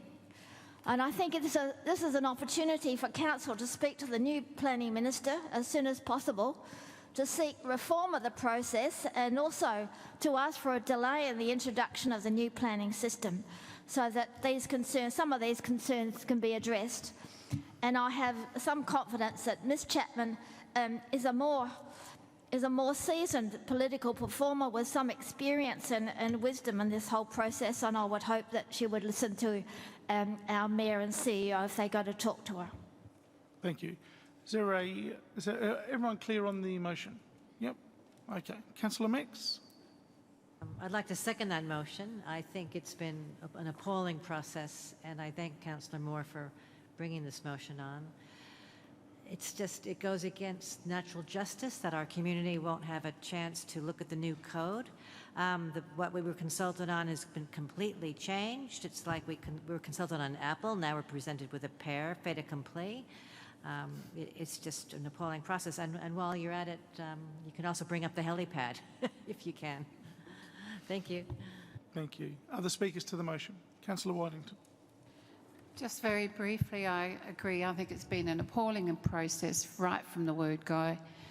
And I'm hopeful that Ms Chapman might see some sense, but I don't know. I just think that it's probably gone too far, and the Deputy are really just saying that they're going to go ahead and that's going to be it. So whether the Minister can intervene or not will be very interesting to see, and I think having a meeting with her is an excellent idea. Thank you. Thank you. Other speakers? Councillor Mini. Yes, Your Worship. I understand exactly where Councillor Moore's coming from. It's funny, it's one of the few times when I've been out, someone said, "Oh, John's a councillor," and the first thing I get lambasted by a developer as to how bad local government is and how we're anti-developer and anti-development and we stop the state going ahead. Until I was out to dinner the other night and I happened to sit at a table full of developers. And I got asked the question, what do I think of the new development code that's coming in? And I had a slight discussion with Mario about a luncheon that he was at recently. And without getting into the area of defamation as to what they think of some of the people that are the proponents of this scheme, it's quite staggering, because the best I could say is the industry are slowly throwing their hands up in the air and saying they don't know how they're going to handle this either. So I'm not quite sure if everybody's actually saying that this is going to be a disaster as to why nobody's listening and nobody's saying, well, let's take a step back and see what we can do, because you've got builders and designers and planners and everybody else saying this is just going to be a nightmare. So, yes, I understand exactly where Councillor Moore's coming from. Thank you. Any other speakers? Councillor Dettori? Thank you, Your Worship. I'm not sure how you would set the disappointment for a state government setting up legislation for local government to deal with the development industry of the state. I think this is the most appalling shambles that you could ever conduct, where at the death knell of introducing this process, they are still writing the the policy work that should have been done, as Councillor Moore, at the very beginning, not at the end, where you don't get to see it and it's just going to be thrust upon you. This is absolutely third world type of development policy that we have developed something over 40 years and we've gone back to square one with no ground rules whatsoever. The ground rules are still to come. And I just can't figure how a civilised society like ours would actually get to this point in terms of developing legislation for good development of this state. Absolutely appalling. Thank you. Any other speakers? There being none, Councillor Moore, as the mover, in reply, invite you to close the debate. No? All been said, Your Worship, I think. Thank you, Councillor Moore. Members, Councillor Moore has moved a motion. It's on the screen above. It's been seconded by Councillor Meeks. I'll put that to the vote. All in favour? All against? That is carried unanimously. Members, we have a number of confidential items. Your Worship, I have a couple of... Oh, my apologies, Councillor. Yes. Yes. First off, members, I had notification, I think the Mayor has as well, and I had a request tonight to let everybody know. Mr Reg May, who was a long-standing life member of the Payneham RSL, the Payneham Football Club, the Payneham Cricket Club, and a member of the Payneham Ward, passed away, and his funeral's tomorrow, and it was requested if anybody would like to go, would they please let the President of the Payneham RSL know. The second one, I've had a request, and Lisa, I'm not sure whether I forwarded it to you or not. Remind me if I haven't, and I'll try and do so tomorrow. I had an invitation from the Norwood Orchestra to say they're putting on a concert here in this hall on Sunday the 20th. I think it's something Beethoven, and they have up to 10 spaces available for members of council if anybody wishes to go, but you'd have to let the secretary of the Norwood Orchestra know. If I didn't send that to you, that's my mistake, Lisa. I'll send it through to you. And if anybody would contact you for the details, that'll be fine. Thank you, Your Worship. Councillor Duke. Worship, I just want to say that I think the council should be very careful about councillors accepting an invitation.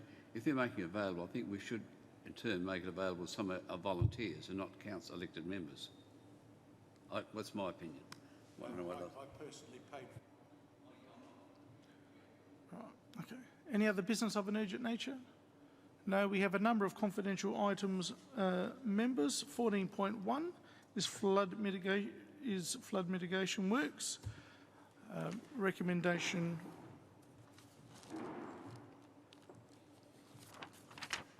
I'll just find the recommendation.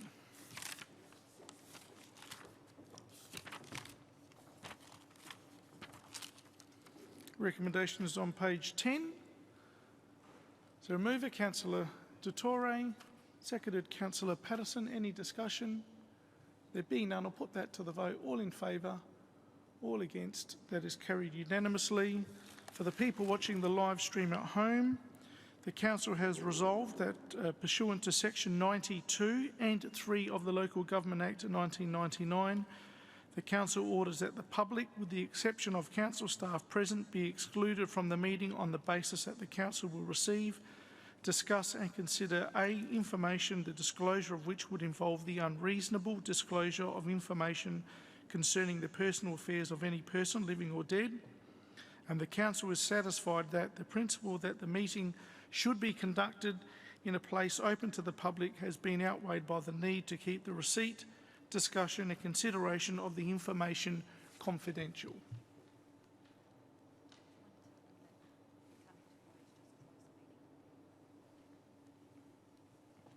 At the conclusion of the confidential items, the meeting will come to a close.